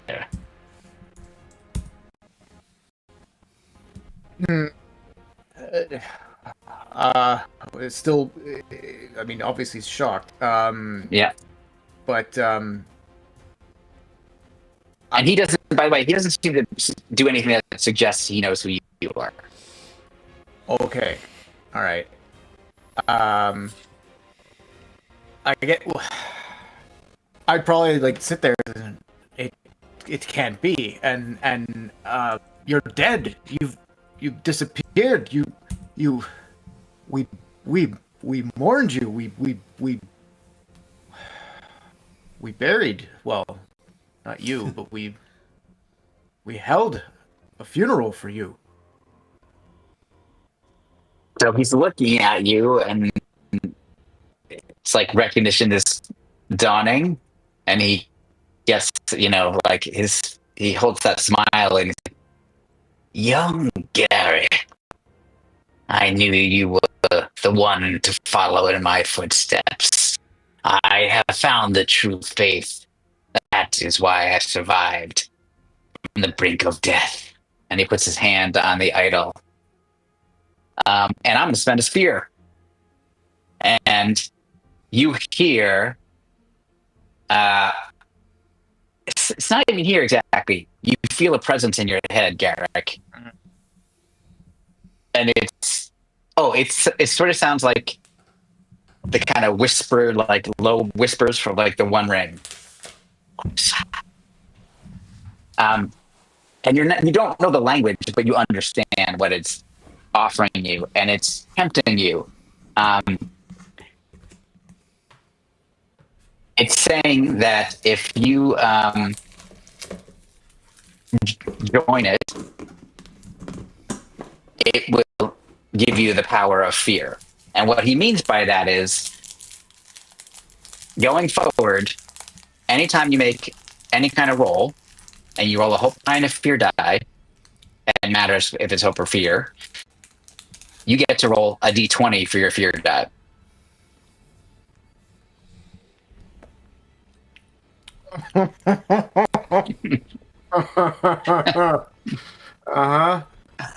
Sounds pretty menacing, Andrew. That's not what I was expecting.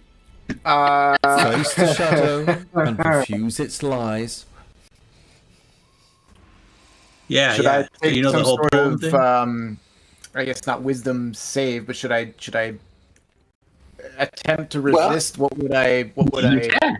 Yeah. So you can make a case for anything, really. I mean, I think it could be knowledge of what Marlo told you. It could be instinct that you know this is wrong. It could be your own presence. Whatever you think. It could be your strength, like your physical strength. Like you're grounded. Whatever. I think you can make a case for almost anything. Maybe not agility or finesse. Yeah. I think I'll probably maybe knowledge and I'll use recall because or recall rather, because I think seeing him and how he's acting and such, this I'm gonna try to hold on to the thought that this is not my grand, and I'll try to bring up images of my family, and hold on to truth. Okay, yes, and he was not like this at all, obviously. He was the opposite of this being you're seeing now. All right.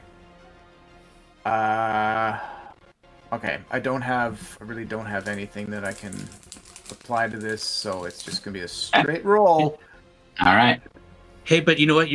I'm not afraid of anything, and you shouldn't be either. So can I help you with that? Can I? Sure. I Help think. you Well, resist I think in this case, Dave, you don't know what's happening Oh, I see. because it's all in his head. Yeah, It's but otherwise, it's a good idea. Yeah. Sure. Yeah, it's all in my head.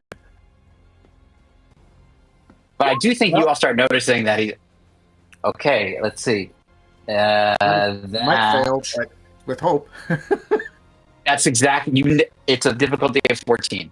Ooh. Okay, that's amazing, Ooh. and you got a hope. Okay, You got a new hope. and exactly, and the rest of you, notice now that Garrick has just been sort of standing still, like staring, like at nothing, like 1,000-yard stare, for like a few seconds, and when just as that happens, just as you notice that, you spot up on the altar there the guy with the eye patch, who Andrew, you know, his name is Zver. He turns to the idol as if it's speaking to him, and then he turns to the group and says, "Well,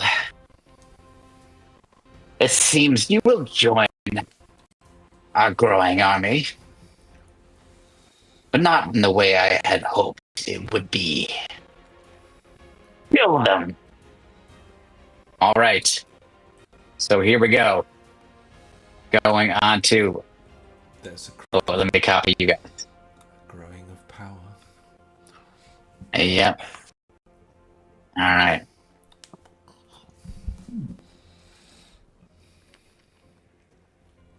All right. Let me Let me just get you guys kind of up here. You're all kind of here. They're all up there. And I've got so much hope that I am going to use one to interrupt you guys. Oh. And Zerk has his hand on the idol at this point, like he's holding on to it. Actually, Marlo, make a reaction that has to do with like sensing magic. What he says is he turns to the side and says, "Rise," and what you see is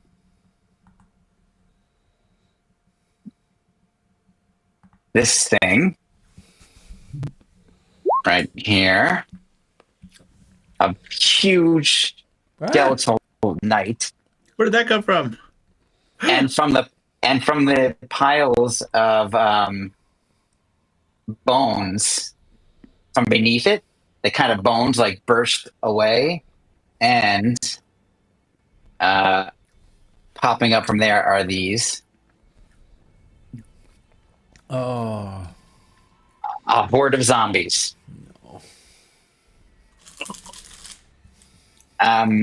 Okay. I turned the spotlight back to you. So you've got Zerk in the back, hand on the idol. The idol seems to be... Oh, so sorry. Actually, Marlo, what did you get for your reaction? A 10? It was only a 10, I'm afraid. I'm with fear. Okay. Well, reaction doesn't generate fear or hope, so that's okay. But you're not sure exactly what's happening there, but like obviously, like he seems to be touching this idol. There's something going on there, but you're not exactly sure what. But this zombie horde. Okay, so you've got Zerk with the idol. You've got the two archers up there. You've got the witch doctor. This horde of zombies, and then finally you've got this giant skeletal knight. What do you want to do?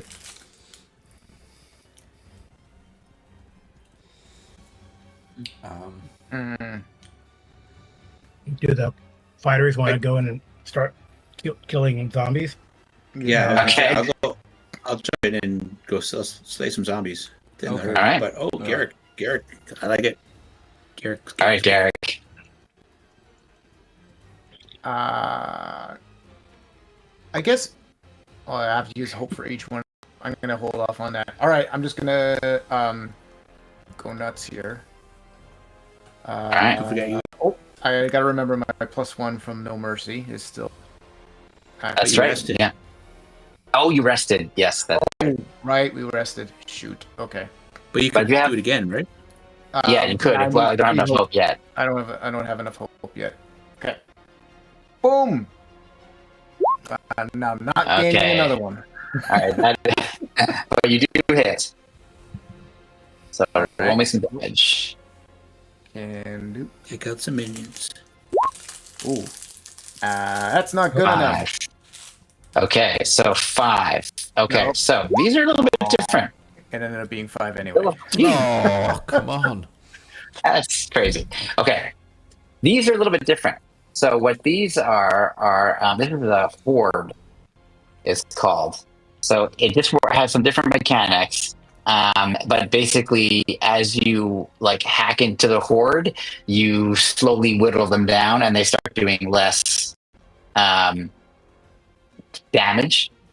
But what they can do as a reaction is when it marks a hit point, which it just did, from a melee attack, it can mark a stress, which it does. This is the horde as a whole, and make an attack against you. So it gets a 17 to hit. Yes. Okay, and it's going to do. It's going to do 11 damage. That's major. I'll use a shield to bring it down to minor. Okay. All right. So there's basically. So okay, you've basically taken out 2 of them with that. All right. And then you rolled with fear, so I get to do something. So I am going to. Okay, so Zerk turns back to the idol and puts both hands on it now. And it seems to be speaking to it in the same language you heard in your head, Garrick. And he seems to be gaining some kind of energy. And what it takes the form of is I get to fear. So what you start to, so he takes, and then I will spend one fear of that to highlight, spotlight, and the skeletal knight who's going to move forward here to Kari, face off against Kari, and he's got this rusty great sword. And he is going to, he's going to swing the sword at you. He gets that is a 16 to hit. Yep. Assuming that hits. That is 4 damage. That'll be a minor damage. I'm going to take it on the armor. All right.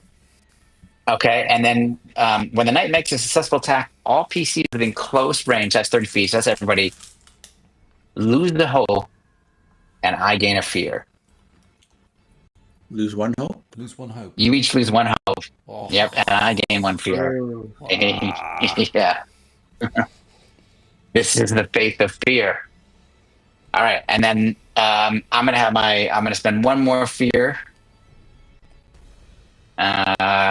to have my zombies horde go against Garrick here.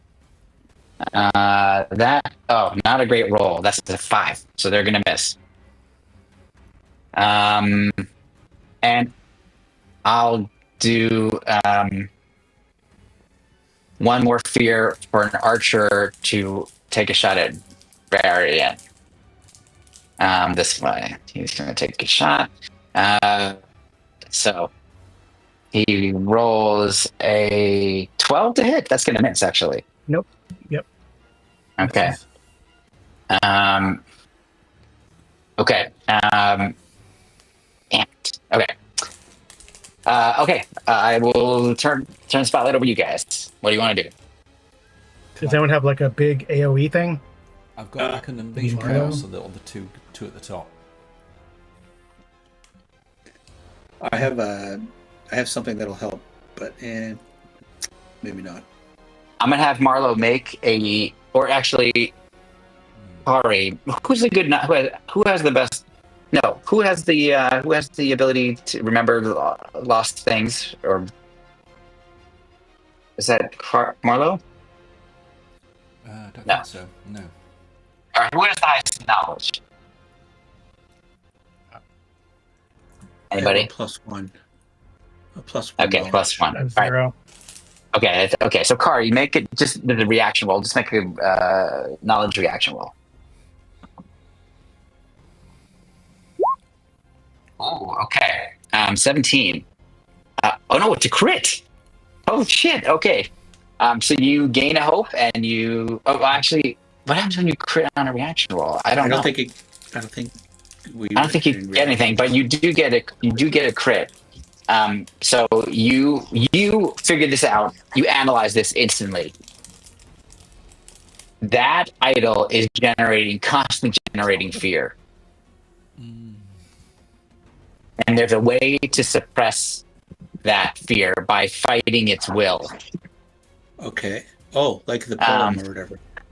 Exactly. The will of the living can make it sleep. Yes. So you can use any kind of mental, emotional check, like presence or knowledge or instinct, to try to fight it in a test of wills, and if you are successful, you can shut off you can suppress for a short time its ability, meaning like an hour or so, its ability to have that ability to generate fear. She'll shout that out. We need to resist the idol. Somebody has to suppress it. Keep it from generating fear. All right, who wants to? You guys can go. I'm Okay. tempted to go next. Does somebody want to clear the horde or attack up top or suppress the idol? Who hasn't had a chance yet? Well, you're the only one who's gone, Garrick. Yeah. Okay, well, I'm going to go, and I'm going to use I'm just a shooty guy. I'm going to engage Unstoppable. It's a class feature. Once per long rest, you become unstoppable. Get an Unstoppable die at level 1. It's D4. Place it on the character sheet, which says on the sheet here. After you make a damage roll that deals 1 or more hit points, increase the Unstoppable die. Bonuses while unstoppable. I reduce the severity of physical damage taken by 1 threshold, including minor to none. And I add the current value of the unstoppable die to my damage. I can't be restrained or vulnerable. Pretty much unstoppable. Yeah. And she is going to step up so that she can engage the horde. Okay. And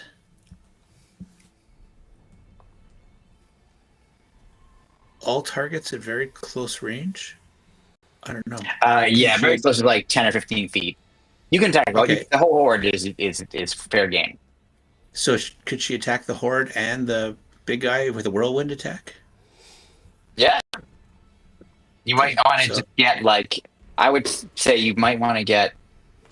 Well, where are you? Oh yeah, right there. Yeah, sure, absolutely. Okay. Here goes. All right. I think you just make 1 attack roll, right? And then. Yeah. Okay, so that definitely hits the zombies, and I'm pretty sure that hits the and it hits the knight. So roll some damage. Okay, so. Do you get a fear? Mm-hmm. It says you make a successful attack against a target within very close range. You can spend a hope, so I got to spend a hope. Yeah. To use the attack against other targets very close range, all additional adversaries take half damage. So I need to roll damage. So this will be on the knight. Okay. And the horde will take half damage. Got it. Duh. Okay. Well, the knight. Let's see. For him, that is it's minor, but he takes it. And the horde then can take 3, which is also minor. But basically, that means you've taken out 2 more.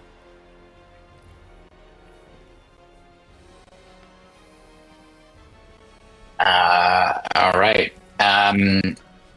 And did you move there? Yeah, I moved forward to. Okay. Yeah, no, you guys just need to roll. All right. Varian, do you want to take a shot at something? Oh, Okay, sorry. My damage is +1. I don't think it's +1. It does because you roll up in this game. I mean, round up. Everything is round up. So it becomes a 4. It doesn't. It's still minor on both of them, though. Okay. But yes, generally everything. Not generally. In this game, you always round up. Okay. Oops. I'm gonna take a shot at the guy with the patch, I guess. Okay. Unless you want to go, Marlo. No, go ahead. Kill go Grandpa. ahead. Okay. We're always killing Andrew's character's family. Yeah. Granddad, It just works. I love you. All right. And I'm gonna. Is that a hit on that guy? Yes, it is. Okay. And then I'm gonna spend a stress to get an extra damage, 1 point of damage. Yeah. Ruthless Predator. Nice.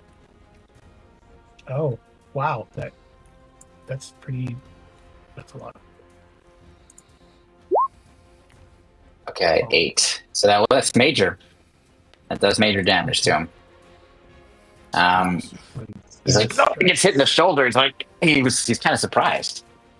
And I get all right. stress. Okay. Yeah. Okay. Marlo. Yeah. Can I suppress this statue at all? You can try. You can try. So you can just pick any of those mental attributes and tell me what you're trying to do to it. I am going to try and unravel. Go, sorry. I was just gonna say you don't have to be next to it. You can be at a distance. Okay, I'll stay where I am then, and I will use my instincts. I think sort of natural instincts to try and sense. I'm actually incensed. I'm angry with it because it's evoking fear, whereas the channeling of chaos should bring joy.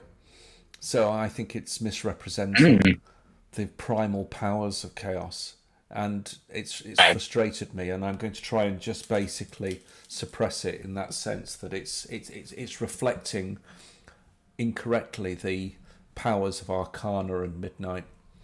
I actually think that is makes a lot of sense. So you can roll that with an advantage. So you get a d6. Oh, thank you. And I think I'll leave it at that for now. See what we get. Okay. Okay. Oh, that's enough. There. Yeah. Yeah, but you are able to suppress its power, and you hear as you contacted it and you were saying all that, it was still, and then and you see Zerk look down in shock at the idol, and then back, but he has no idea what happened, who did what, but he for the first time seems a little bit unsteady. Do you want to move at all from where you were? I think I'm going to hold the center ground just there. Okay, so I'm going to use the fact that you've gave me some fear to have the witch doctor curse. Who I'm going to roll randomly because she doesn't know. She's looking around to figure out what just happened. So 1, Kari. Okay. She says something and waves her hands around in the language you don't know. You are cursed. While the target is cursed, I can make a mark of stress when that target rolls with hope to make the roll be with fear. Ooh. Me? Curse me? Yeah, you definitely know that she is talking to you because when she's saying all this, you out of the corner of your eye, you see her staring right at you, and you feel this. Nothing happens right now, but that's what she does there. I'm going to spend some fear, although I'm not going to be getting as much back now, and I'll have the horde attack Garrick since they're too stupid to move. That is not a great roll. That's a 13, Garrick? That's enough. Okay. And then you're going to take... it's not quite at half yet. So you take 5. A lot of armor. 5? 5 damage. Okay. Probably minor. Yeah, it's minor. I'll take the hit point. Okay. I'm going to spend another hope to highlight the skeleton. Spotlight, I mean. He's going to attack Kari once again. And this time rolls a 15. I'm sure that's going to hit. Yeah. And 3 damage. Oh. That minor becomes 0. No damage. Man.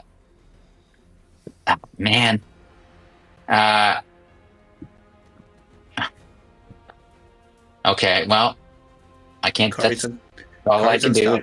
She takes no damage. Jesus Christ. All right, then I will. I'm going to spend one. Now Zerk is going to do something because he's very confused here. He says, "Kill them," but he seems much less confident. All right, so he's able to command. This is a cool ability. He basically gets to command 2 allies. Or a D4, in this case it was 2 allies, who get to make attacks without being spotlighted. So I'll have the 2 archers. One will shoot at Varian. So let's see here. That's going to hit, I think, 18. Yep. And that's going to be 7 points of damage. And then Marlowe, the other archer, since you're in the back there. Sorry. So is 7 still minor or is it major now? No. 7 takes you, that's the first number of major. And the Okay. next one is the first number of severe. Ah, I see. Yeah. Right. Yeah. Okay. I definitely hit you more because I rolled 20 over a 20. Yeah. Double check that. Yeah. And you take 6 damage. I will. That's a minor, which I will spend an armor slot to take that away. Okay. And I will then turn it back over to you guys. Can I unleash chaos on the witch? You definitely can. I will. Yep. She's a far target, which is correct, I think. Far actually is like 100 feet, so you definitely are within the range. Okay. 32. Oh yeah. So yeah, well, I will make a spell casting roll. Yeah. And I will. It's not a reaction roll. I will.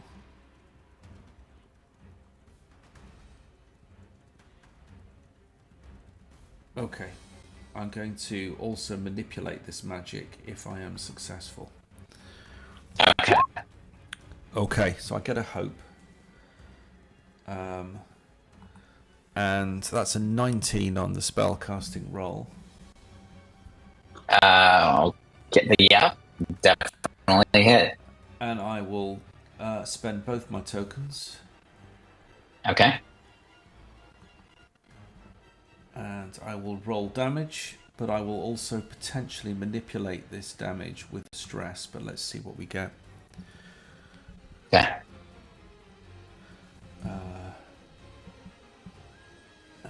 Roll. Okay. Okay, 7 so far. Okay, so what I'm going to do is I'm going to spend a stress, and I'm going to double the 6 and make that 12, so it's going to be 13 damage. 13? Yeah. 13. So that is severe. So she takes 3. You blasted her. She almost gets blasted off, but she's like just barely standing. Okay. Nice. Pretty awesome. Okay, now the other thing, just because you guys he rolled with success with hope, so you keep going. You can do a tag team also if somebody has 3 hope, but I don't know. I don't think we do. I don't think you do. Okay. I don't know, Garrick. You want to clear the? I guess I have something that can make targets vulnerable, but I think Garrick is probably better if you try to clear those guys away from you first. Yeah, I think Garrick is. I don't want to generate fear to. Yeah. If you can kill her, though. I don't want to risk generate. Varian, if you can take her out, she's almost dead. Yeah, she has 1 hit point left. Would that end her curse that she's got on me? Yes. Nice. Which what do you want turns me to hope do? to kill her. She turns hope to fear. Okay. Yeah, I'll attack her then. Nice. And that helps because Garrick is focused on clearing a path to his Granddad. Awesome.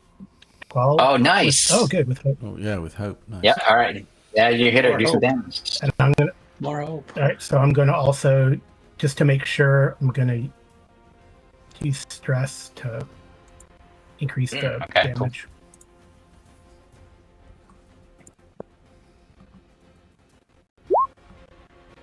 Okay, 9. Oh yeah. She is dead. Call. How does she die? Call. Huh? She's still. How does she die? she's like. She gets. She takes an arrow to the throat and it stops her casting and chanting. Awesome. She like falls off the side, and Kara, you feel like this kind of weight lifted off of you. All right, nice. Okay, and so now Garrick. Oh, and I got a hope. And you got a hope. Yeah. Okay. Yeah. I'm gonna, as I said, I'm trying to cut a path towards grandfather, so I'm gonna cut down the one in front of me. Hopefully. Go for it. Well, it's a horde, so just do lots of damage so you can take lots of them out. Yes. Well, no. Ooh, we definitely hit it, but I do get a fear, buddy. You definitely hit. No problem. Jesus, Roll20's really loving giving here's me. your chance to really do more It's damage. major. Well, I'm gonna re-roll that too because Oh yeah. Okay, go for it. Yes, right. 7 or something. why is it every time? Okay, you know what? Giving me You know what? I think that something's weird. So, you know why? I know why, Andrew. When you do that, you have to click the D8. It's not rolling Really? the D8. It's just... Yeah, you got to click after you do that. You have to. Let me see Yes. that. Oh, well, that There you go. difference all the way There through. you go. Okay. Nice. All right. Okay. So you just. So there's only. Okay. Yeah. So you just took. You took out a bunch of them here. All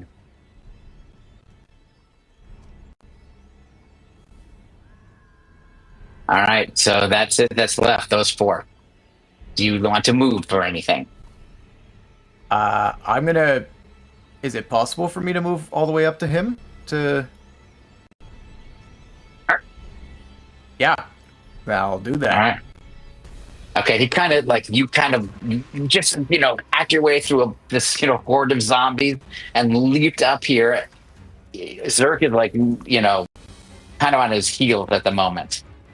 Okay, but you did attack with fear, so what is Zerk gonna do? You're in his face.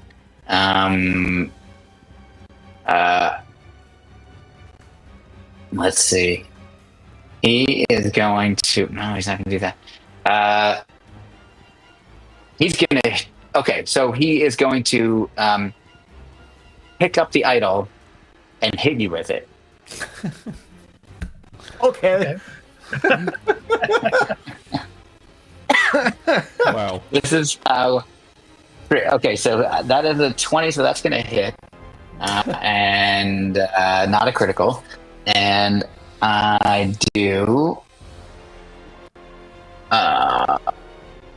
4 magic damage to you. 4 would be minor. Yeah, I did not roll well. And so I'll use armor to Okay. cancel it. So he goes, and he's kind of surprised. It's like he's like, this thing is now useless. He's realizing. And then I will use another fear to have the horde will move for Marlowe. Yeah. So they're gonna, and then they'll make an attack against you. I'm rolling really well. That is a 17. Oh yeah. That's it. However, because because it has been made so much smaller, this horde, it does a lot less damage. Yeah. So it only does 5 damage. I am your shield, Marlo. Oh, I'm going to take a stress okay. Nice. and absorb that damage. You see, Kari just like gets herself in the way and takes the damage. How much? 5. Okay, I'm going to take 1 armor. In which case, All right. Well, the skeleton. Cool. Well, the skeleton doesn't like that. I want to try to end it quick, one way or another. The skeleton hit 12 evasion. Yep. Dave, it hits. Okay. So it'll do its 8 damage. Armor. Okay. Armor's getting beat up again. Damn it. Okay. Okay, that's what that does, and then All right. That's all I'll do. So I'm using up all my fear. All right. So I turn it over to you guys. I will do Who hasn't gone in a bit? blades and take out the horde. Kari. Nice. Kari. Right. Oh, I Marlo thought Kari can hasn't try gone to- for a while, but yeah. Nice. Okay, that's a success, Marlo. So that is take 1d8 plus 2 magic damage using your proficiency. Okay. That's 9. Okay. Yeah. Well, the good thing is that is the major, and that takes out these last 4 members of the horde. The zombie horde is no more. And you rolled with hope, so get a hope. Oh yeah. And now who would like to go? Cost me a hope. I will Gain a hope. smite the giant Smite the skeleton. Go for it.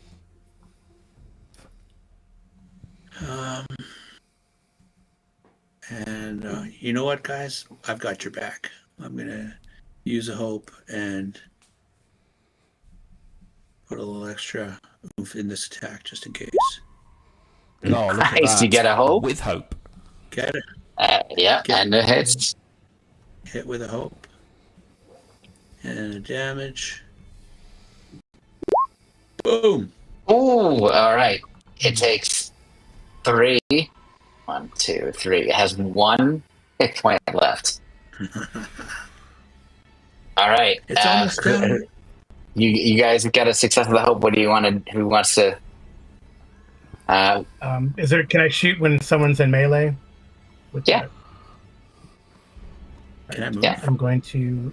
Or it's- You can move. Oh, you You can, can move, Dave. Okay, because I've got advantage on climb checks, so I'm gonna try and get up Ooh. to the top here. You don't have to. You don't have to make a roll, Dave. I just you can easily do it. Okay, All right, I'm gonna shoot at the skeleton. Okay, go Giant for it. skeleton. Cool. That's a hit. Okay. Oh, good. With hope. With hope. Now we're getting Yeah. all this hope. now we're getting Yeah, over exactly. the end here. Yeah. Yeah. Only some damage. And then yeah, the damage. I just want to make sure. So I will again use stress. Ah, cool. Be ruthless.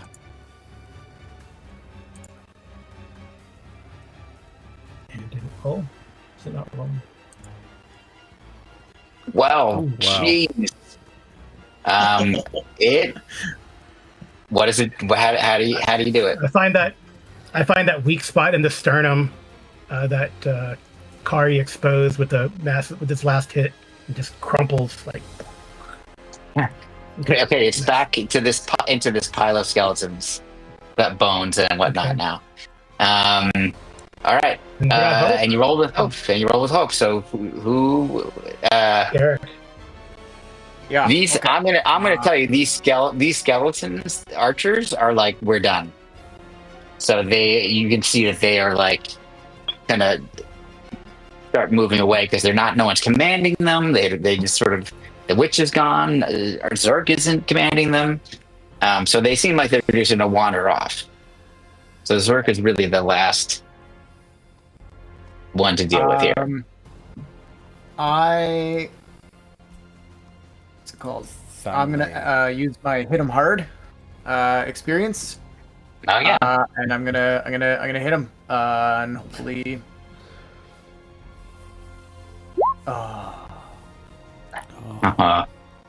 You miss, unfortunately. Failure, and I get a. Although I get a hope. Yeah. Okay, so Zerk looks at you and he goes, Garrick, why? Why would you do this? And then I'm going to spend another fear, and he yells, where is it? How much does it cost? No, it's cost me 2 fear. And let's see how many he can affect here. Both. He's going. Kill the others. Leave my grandson alone. So the archers, we're going to quickly make some rolls here. I will with Varian. That is a 13, which I think does hit you. Hits, the yeah. damage is only 3 though. And nothing. and Marlowe, I'm pretty sure that hits with a 13 as well. Yep. But this is 8 damage. Okay, I will spend an armor slot, which will reduce it down to a minor. Okay. And I will take the 1 hit point. All right, and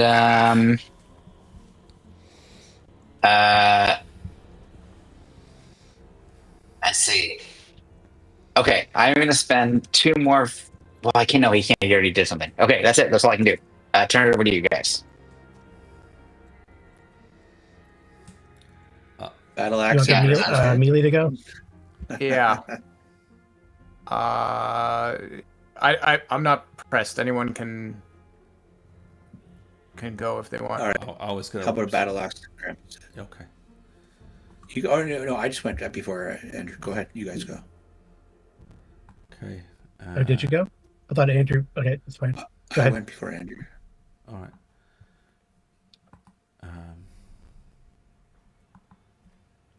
Kill Grandpa. Yeah, I think Garrick, you should finish it if you can. Okay. He missed last turn.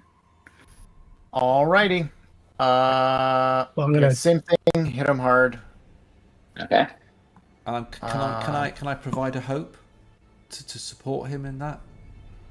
Well, you could do that. You also could, if you would like, Marlo. You have 3 hope. You could tag team and like infuse his weapon with chaos or something. I'll do that. That sounds great. Okay. So both of you make attack rolls, and you get to pick whichever one you want. Okay. Okay. Okay.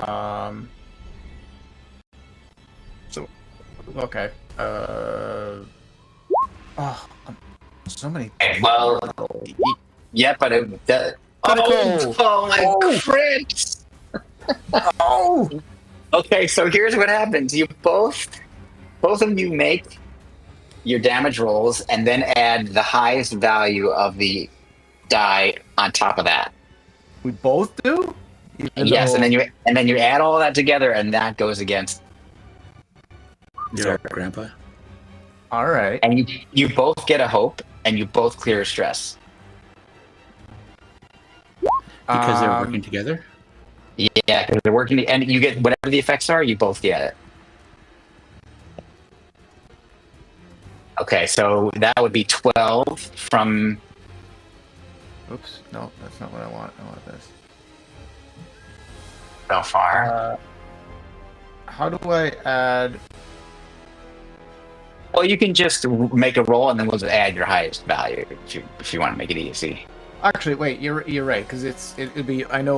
Never mind. I was looking for how to add a die. I need to do that. I just add 8. So there we go. There you go. Yeah. So 26. Holy shit. I was going to say, Okay. if necessary, I can spend a stress to manipulate the magic of my damage to add another d6. Well, here's the thing. Right. There is an optional rule that's more than severe. Okay. There's an optional rule if you're like way above severe that it can be. I can mark 4. He can mark 4 hit points, which is all he had left. So, what does this look like, Andrew? As like a chaos infused sword? Yeah. Plunges into I think as I pull back to prepare my swing, Marlowe's power infuses it, and like there's like this purple crackling energy that flows across the blade, and I swing it at him, and it just creates a little explosion in him when I make contact. Okay, that's up. Like he drops and he falls to the ground, lifeless. I am going to spend fear though, and say that magic was so powerful that it hit the idol, which caused the idol to send out this massive pulse of chaos magic. The entire structure starts shaking. All you guys need to make any kind of reaction roll you want to get the hell out of here before it falls down on you. Somebody could grab the idol or leave it. It's up to you. Well, we gotta grab it for the people, right? You could. It looks like the Baron is starting to like head that direction. Like he's gonna go get it. He's been standing way in the back. Oh. All right. I'm gonna say that was a navigate. That was a navigate on instinct. So I got if that nice. can help. That'll help. I'm agreeing. Yes. I'm gonna say that everybody's getting a bonus for that. So far, we get just bonus or Kari seems to see go ahead and one of roll the your pillars. advantage. Kari sees one of the pillars starting to lean, and she like holds it and says, "Quick, get by!" Nice, awesome. And Garrick, you get a hope, and go ahead and make a roll with advantage. Carl. Yep, I'm gonna do agility because that's Okay, cool. Yeah, I can re-roll it with hope. yeah. That's a good idea. Yeah. Oh, nice. Okay. Need it. It gives me fate, but you easy to all of you. I mean, not fate, fear. You all charge out like the whole thing's collapsing on you, and at the same time, all those traps that you bypass on the way through by carefully making your way. You are running past them, and if you had not rolled well, you would be getting hit by those. But everybody rolled above the difficulty.